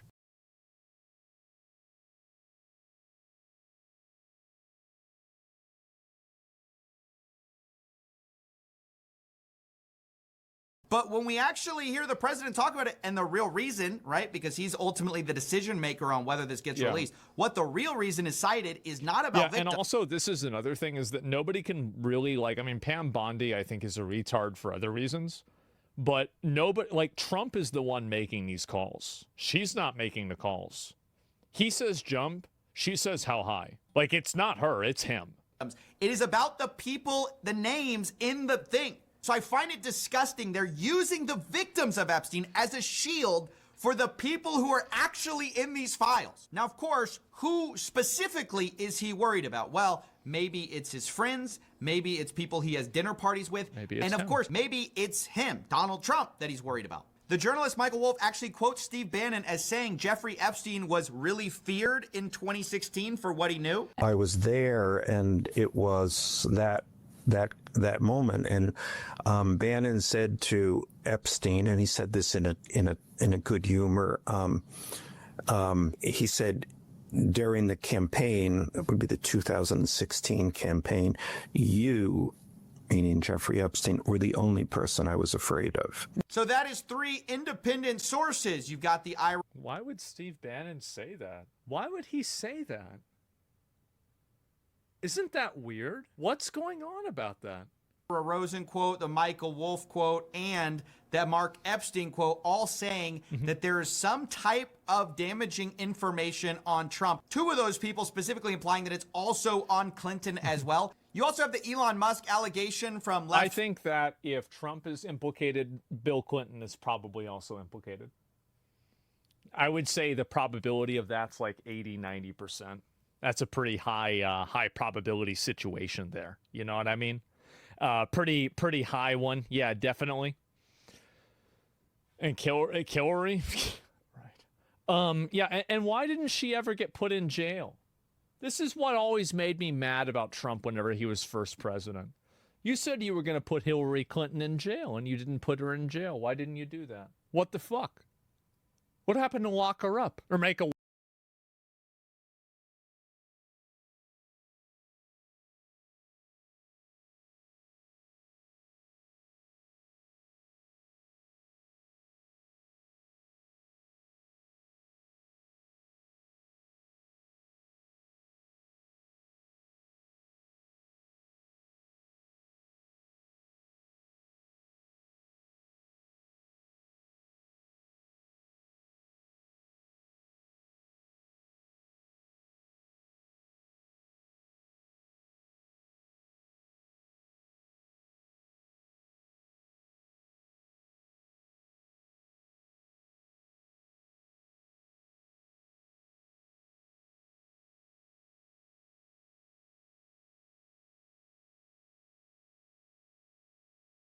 Well, he made part of the wall at least, right? Hillary didn't get anything. Field, but he doesn't source anybody, so we won't count that. Either way, I must say, I don't know for sure if Bill Clinton, Prince Andrew, Donald Trump were heavily involved in anything nefarious or not. That is exactly why we should Well, one thing we do know for sure is that they were all heavily involved with Jeffrey Epstein. That's one thing that we do know. So that's it's really, really close. Demand that we open these files. But the possibility of both Democrats and Republicans being implicated in some of these files, whether they did it or not, or just knew him, may give a plausible reason for why the Epstein files have been heavily redacted this whole time. There are very powerful people involved. We've known that. The reason we've been given, of course, is that, you know, we've got to protect the victims. The real reason behind this bullshit. Bull motherfucking shit. Scenes is really they're protecting the powerful people. Now, the most charitable interpretation is they don't want to have people get their lives destroyed, but I don't understand the logic here because Bill Clinton and Donald Trump both were implicated with Epstein and neither of them had their lives destroyed. Elon Musk had photos with Ghislaine Maxwell and he didn't have his lives destroyed for that. There's plenty of people that had involved themselves or interacted with Jeffrey Epstein before. And it's not like they just had their life destroyed just by a connection with him. So that's it. So I don't even understand. I don't even understand this type of thinking. It's not even real. Bill O'Reilly said it's because those people would have their lives ruined. They had nothing to do with Epstein. But we know some of them probably did. We know this from the Miami Herald because the FBI agents who searched Epstein's house found a cache of thick black binders all labeled with names that contained hundreds of naked or semi-naked photographs on CDs that Epstein stored in various places. The labels on the binders were redacted from photos because prosecutors said they were names of third parties who were not relevant to the case they are mounting against Ghislaine Maxwell.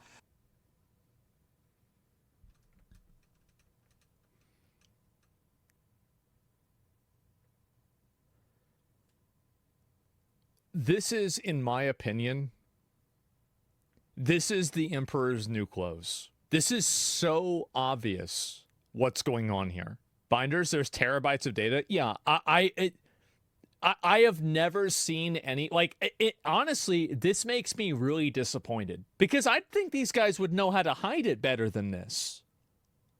What a bunch of fucking retards. Are you kidding me? You've got it in binders in your apartment? What are you, fucking retarded? Why would you do that? Arrogance? Yeah, exactly. How many of you guys know a friend that deals drugs maybe or that does something like that, and eventually, you know, he used to use burners, he used to use other accounts, he used to trade in crypto, but then eventually he did it for long enough and he got confident enough, and then he just started giving people his actual fucking phone number. Yep, and then you get got, and then you have to take a vacation. They get lazy. Yep.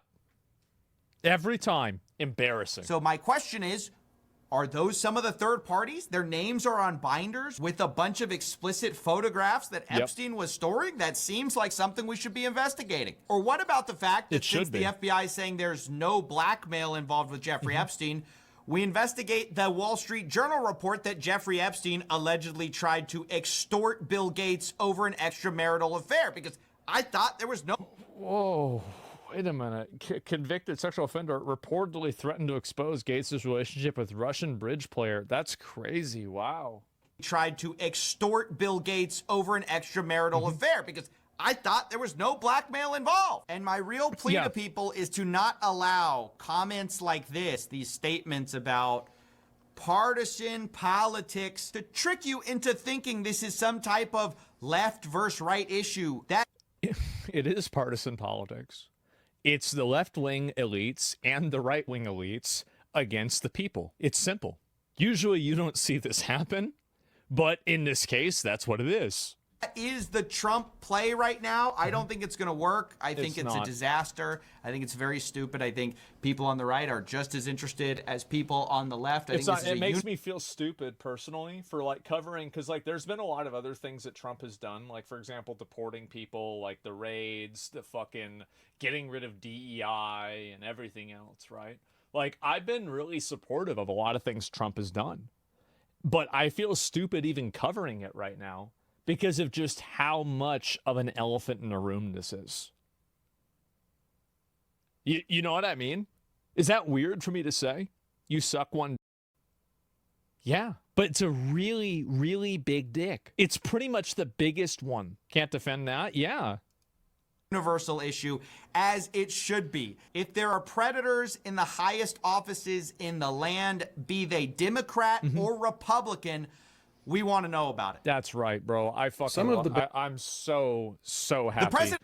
I totally support CoffeeZilla in these videos. Like, give this one a like. I've been watching these every fucking day, and I totally like. I've talked about a lot of this stuff already myself, and so you guys are probably like, as I said, like people are probably tired of hearing about this.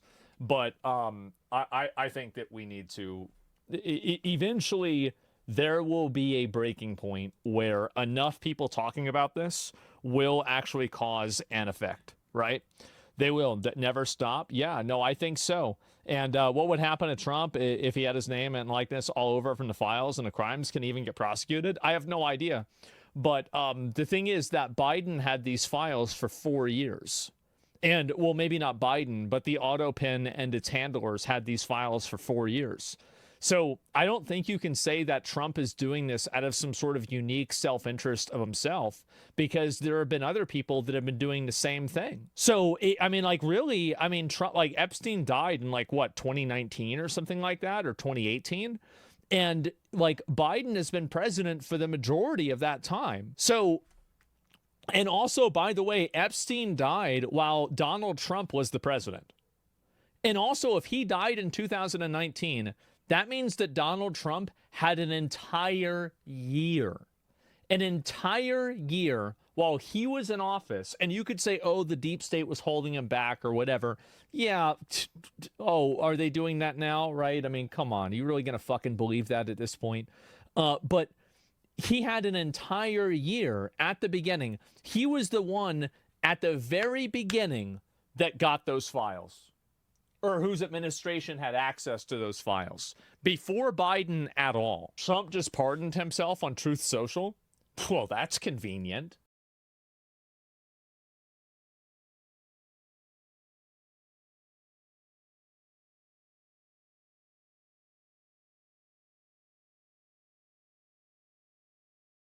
Hello guys and gals, me Mudahar, and I need a little palate cleanser from yesterday's video. I just need some to like kind of calm me down, all right, ladies and gentlemen. I've had a real black-pilling few days looking into human trafficking and the whole Epstein stuff. But you know what? I'm gonna laugh at an organization that I think everyone's laughing at. Okay, I'm gonna laugh. I'm gonna have a good time today. And who are we laughing at? Well, the FBI. Now I know the FBI is a big organization. They got a lot of important things to do. Okay, but it's really funny to me how like literally in the last few days, I feel like the credibility has kind of been like completely cratered at this point because. It's like when you ask the FBI, hey, can we look into releasing some information, look into really investigating a serious case of the elites in our world and human trafficking? And the FBI is just like, what? Have you heard of piracy, Yeah, FBI Atlanta. Ooh, they seize a major video game piracy website.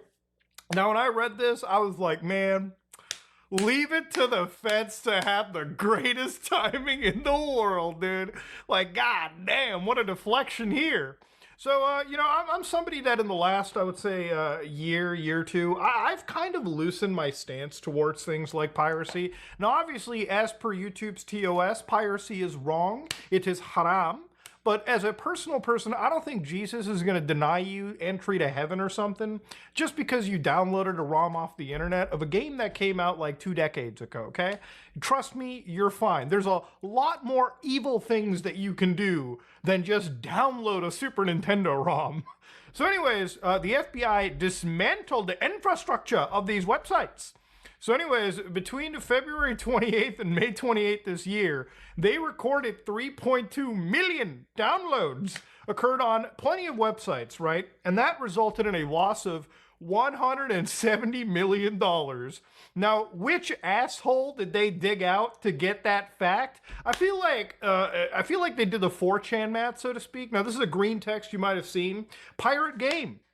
Company loses $60. Delete the game. Company receives back $60. Pirate the game 1 million times. Company loses $60 million and declares bankruptcy. Yeah, I feel like the FBI is going on with the mathematic that every single person who downloads a game, yeah, just compare it to the MSRP. Boom, lost sale, lost sale, lost sale. Even though it's a lot more complicated than that, I would say if you're so against piracy, I want you to remember that the used games market is similar too, and I promote that shit all the time. Imagine one guy buying the game and then it gets traded like a venereal disease 5 or 6 times through the course of its lifespan. Yeah, that one $60 game probably was played by maybe 5 or 6 more people, right? Maybe.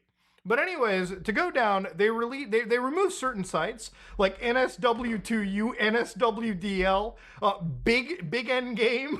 So a lot of these are Nintendo Switch ROM sites. So remember, okay, if you were hosting Nintendo Switch games, well, you're just lucky the FBI showed up to your house, because there's a lot more dangerous motherfuckers that could pop up, okay? Those goddamn Nintendo ninjas don't screw around.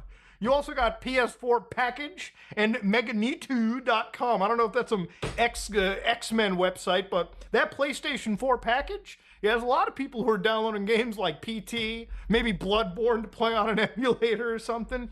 Yeah, if you ever downloaded a game, you're a bad person. You're gonna go to hell.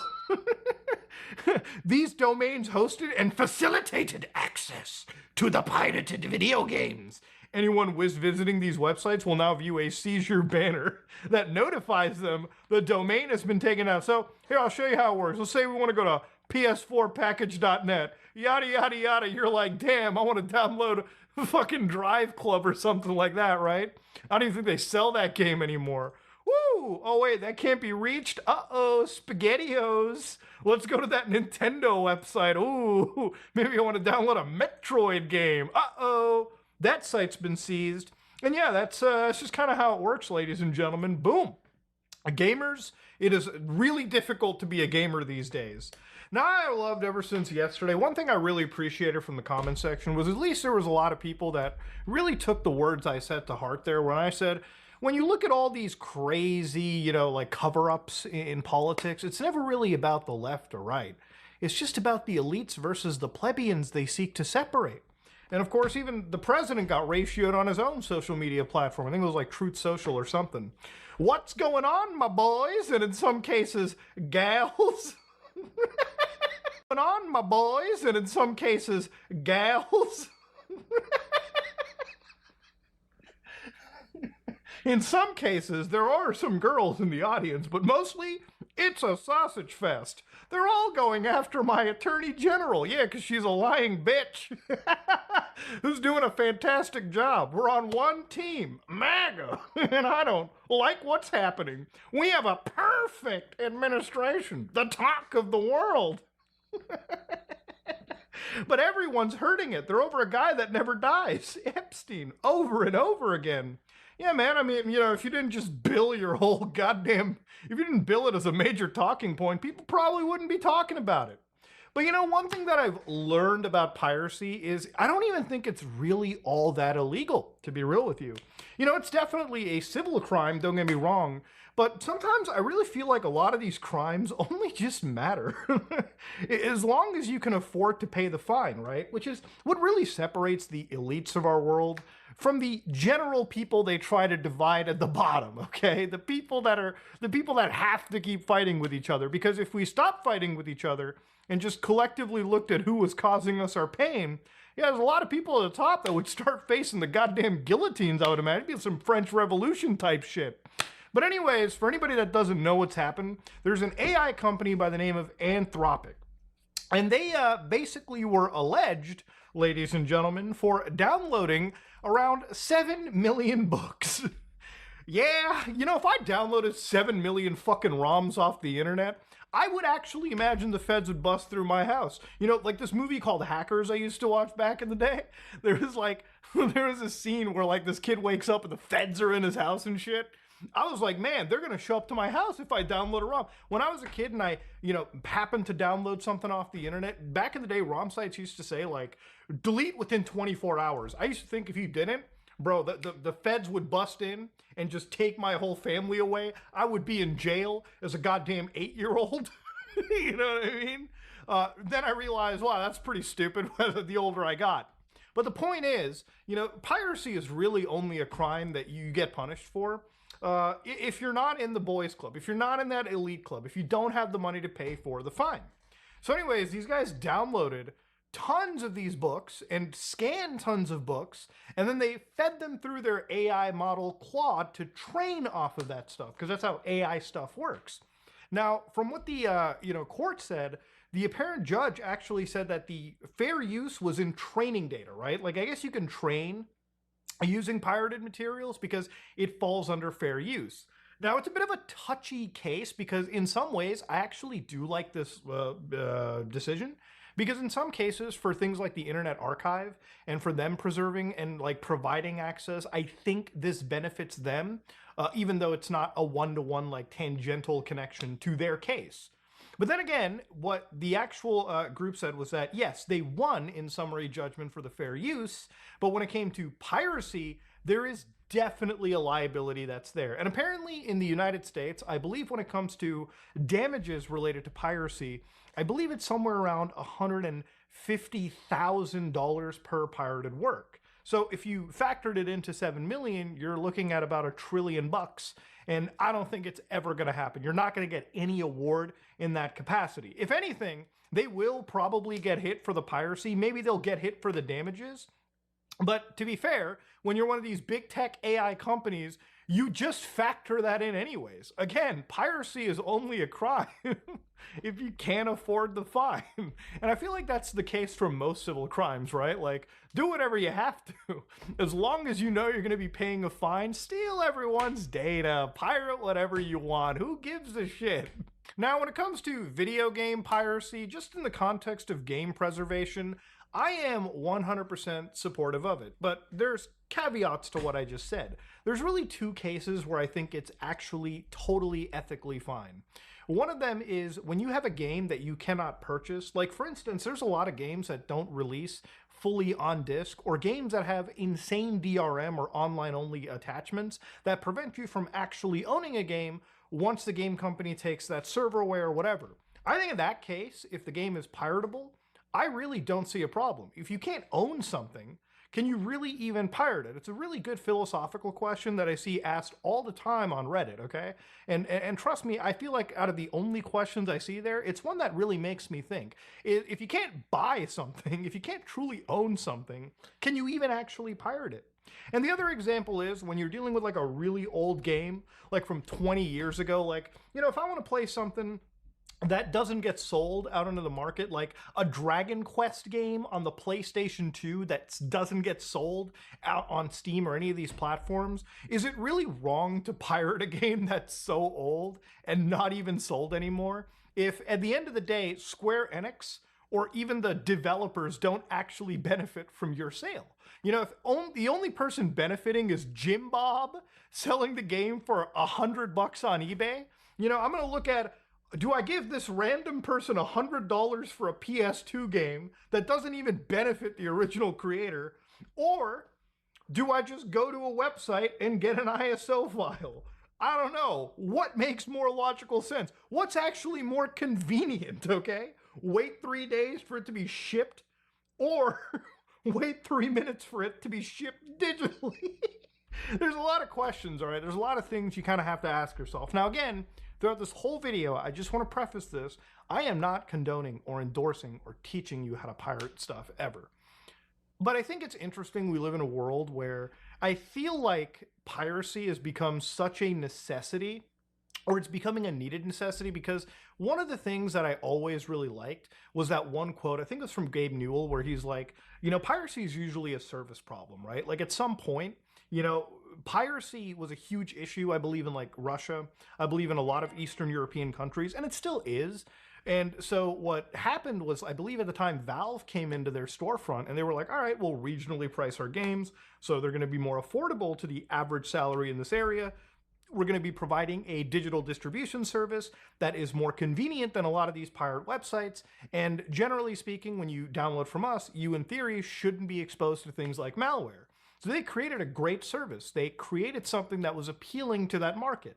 And that market rewarded them with actual money. And then it became, you know, a place where developers or publishers weren't just losing a sale, they actually had the avenue of making money through there, okay? And that's one of the important parts about piracy.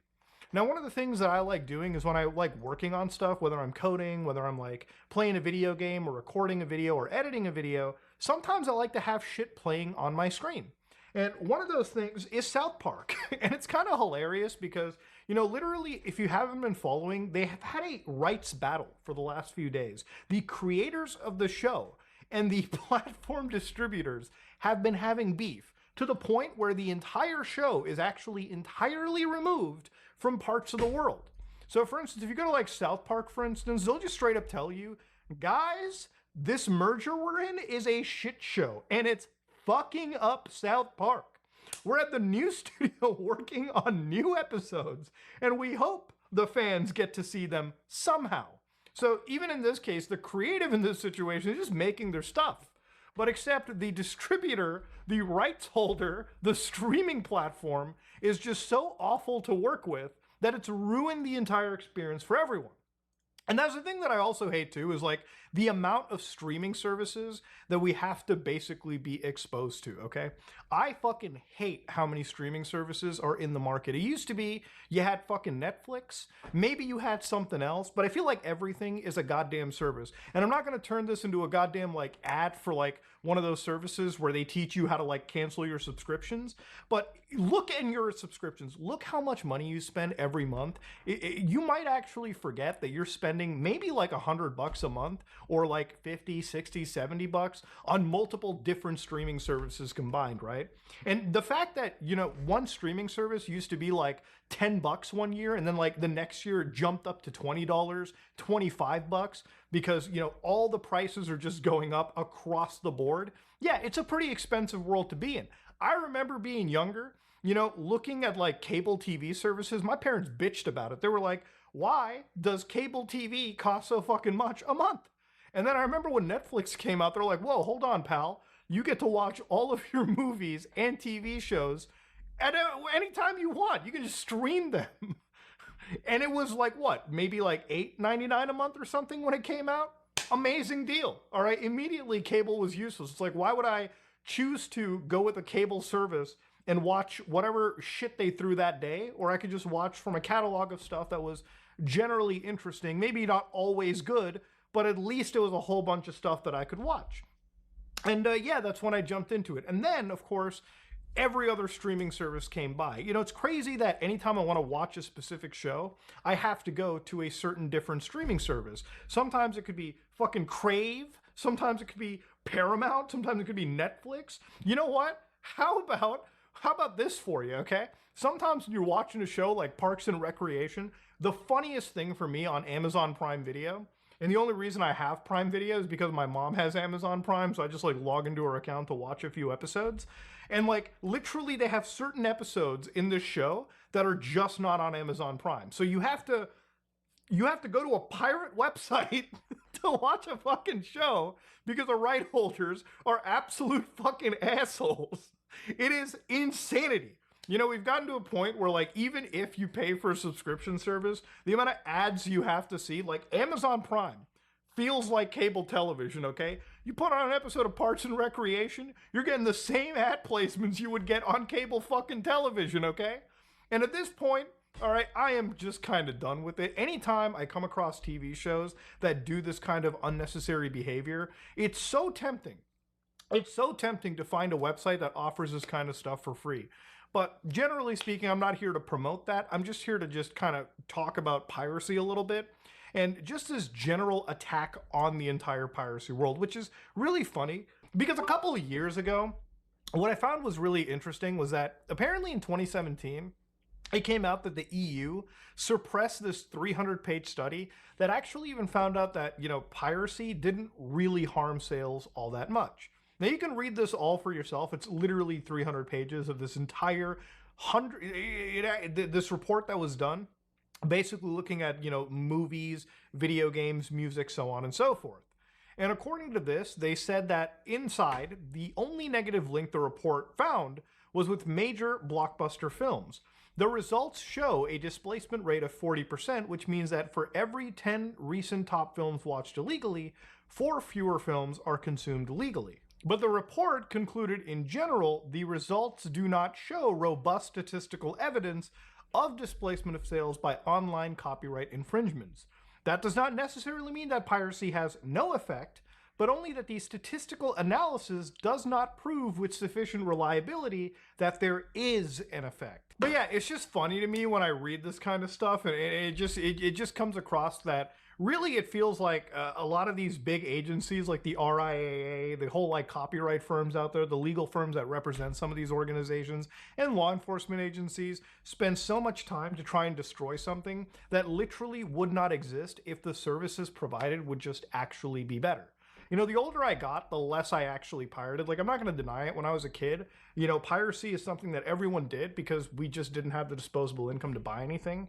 And the older I got, the more it became that maybe it's just to test out if, like, a game was actually functioning well on the PC or if it was even worth buying, kind of like a demo, if you will, an unofficial demo. But again, now with, like, things like Steam refunds, again, a good service, you know, I don't really have a need to mostly pirate a video game. I can just kind of test them to see if they work. And if they don't work technically, then that's a good refund. And again, piracy exists not just because people want free shit. I mean, there's definitely people that do not have any desire to spend money on stuff, but it exists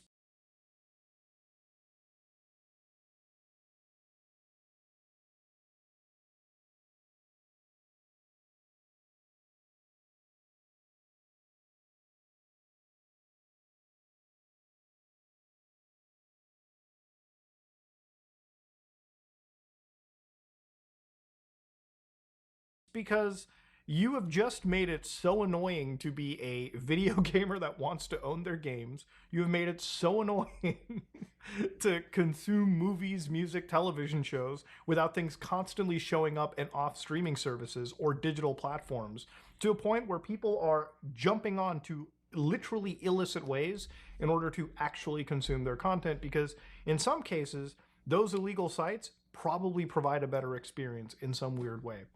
But that being said, ladies and gentlemen, all things considered, I think it's funny to go back to the beginning that, you know, organizations like the FBI, when they're under so much pressure because of this Epstein nonsense, if all else fails, take down a pirate website. Show people that we're actually doing something. You know, taking down a pirate website isn't going to do anything worth a damn, because any of those sites have already have been replaced by other alternatives out there. Literally, you're playing the most useless game of whack-a-mole. And if I was the FBI, if I was any of these organizations, I would probably try to salvage whatever reputation I had and release information on people actually harming human beings in a very tangible way. Not somebody downloading a ROM of a video game, guys. I'm sorry, that's not the most dangerous, that shouldn't be the most pressing concern. But what do I know, you know? If you like what you saw, please like, comment, and subscribe. Just like if you dislike it, I am out.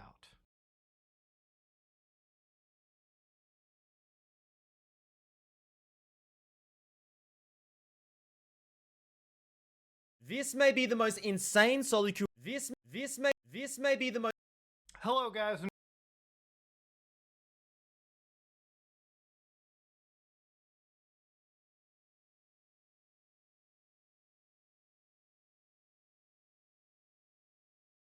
So this is a language in which everybody tells me I must learn. By the way, I just turned off alerts, so suck it, YouTube. Okay, suck off.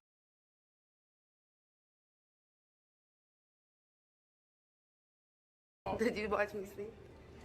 Did you watch me sleep? Yeah, I actually did something to you while you were asleep too. What? I'm sorry. I just got this film still on. And it's still on. Then I woke up again and it was off. Did you watch me sleep? Did you watch me sleep? Yeah, I actually did something to you while you were asleep too. What? I'm sorry. I just got this fetish that I do. You know. Well, I didn't hurt you. You're good, right? What'd you do, Corey? Don't worry about it. Corey? Good. Corey, what did you do? Do nothing. Look, this camera out of my face. I didn't do anything. He did something, and I'm gonna find out on the next episode of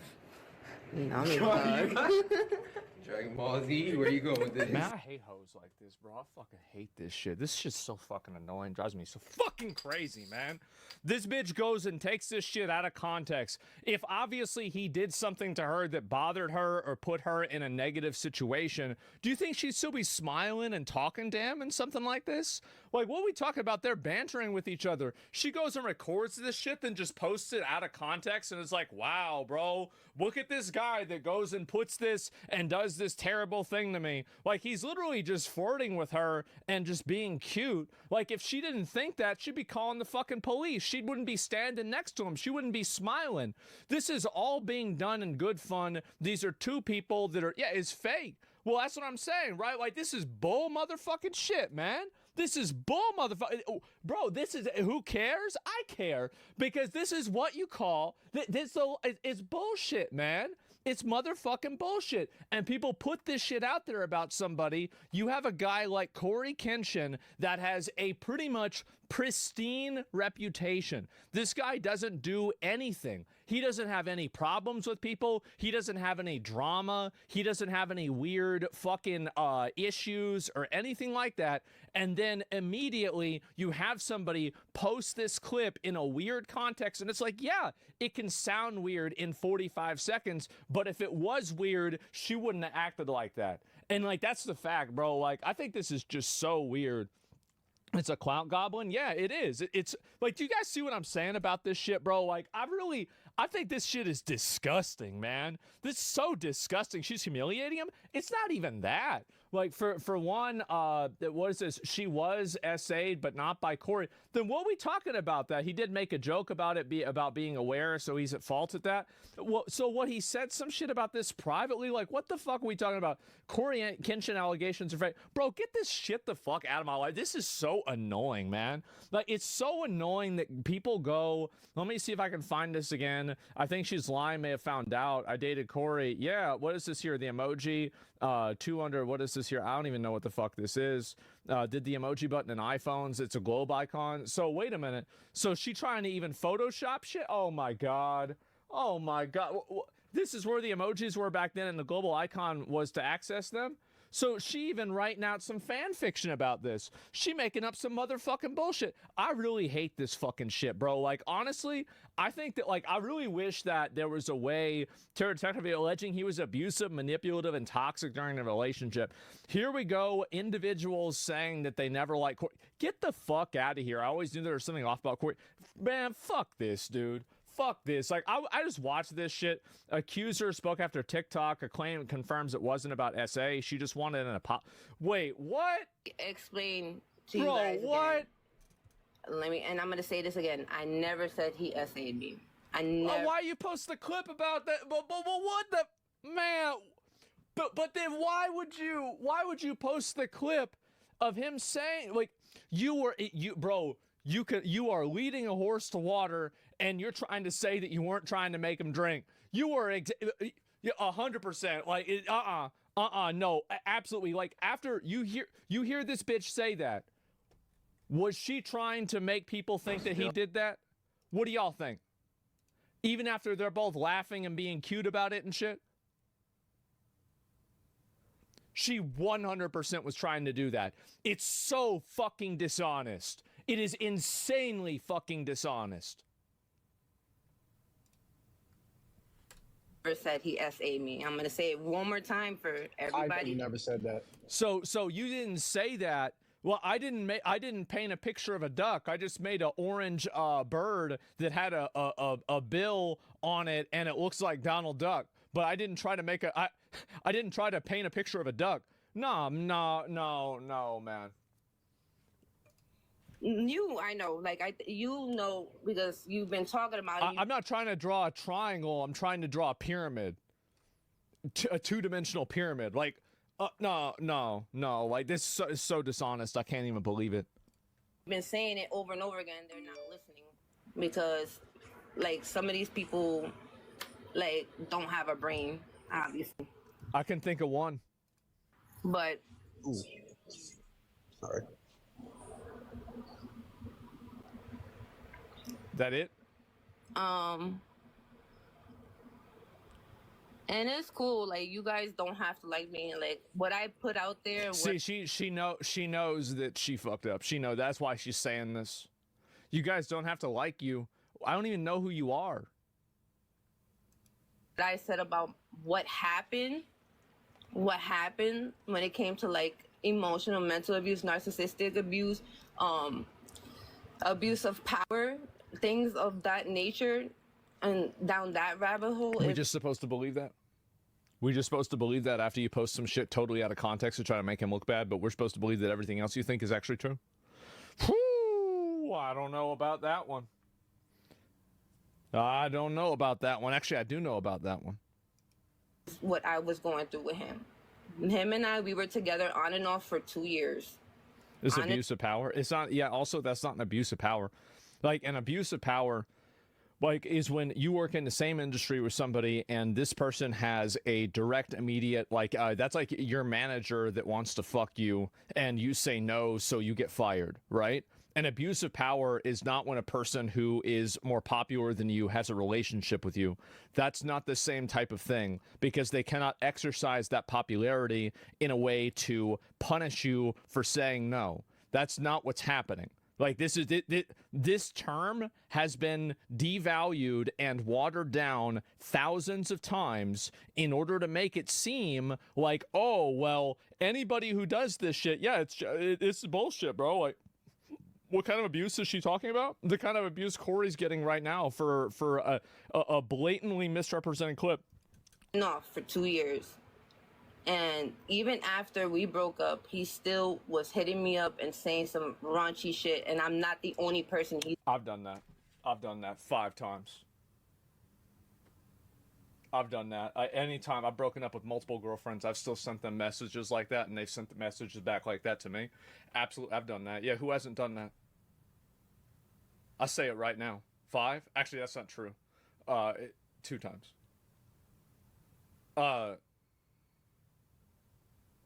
Yeah, it seems kind of weird. No, it's not weird.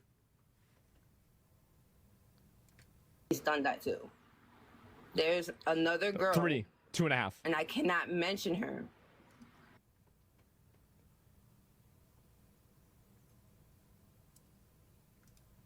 Because she did not want to bring out her story, and I'm not going to take that away from her. I refuse to take that away from her.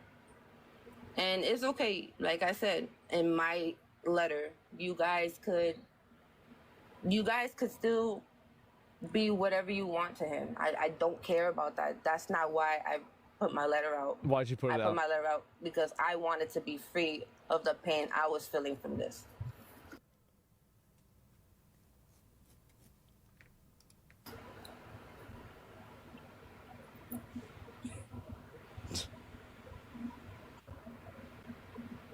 Go move on. It's just for ghosting. You clearly have no life. Screenshots, girl. Why couldn't you reach out to him privately? Corey ain't doing nothing. Always do this when someone's doing good in their lives. Literally, the entire chat is against her. I did reach out. Okay, I saw that. I did reach out to him privately. And dude, she's reading the chat. Oh my god. Privately, numerous times. And he never said anything when I would tell him how I felt. Which, if I have People to, say I will proof. post that as well.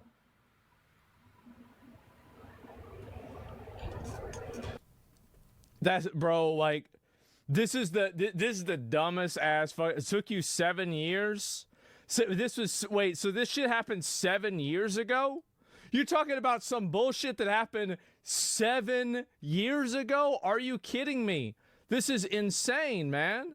Like, I don't know really what this is. And, yeah, she must be allergic to accountability. I just don't know what the fuck these people, like, I don't know what's wrong with these people. Well, wait, y'all, Corey might be innocent. Yeah, this is insane, man. Like, I really don't know, did what, anything like that. It's just, I really hate when girls like this go and air out the most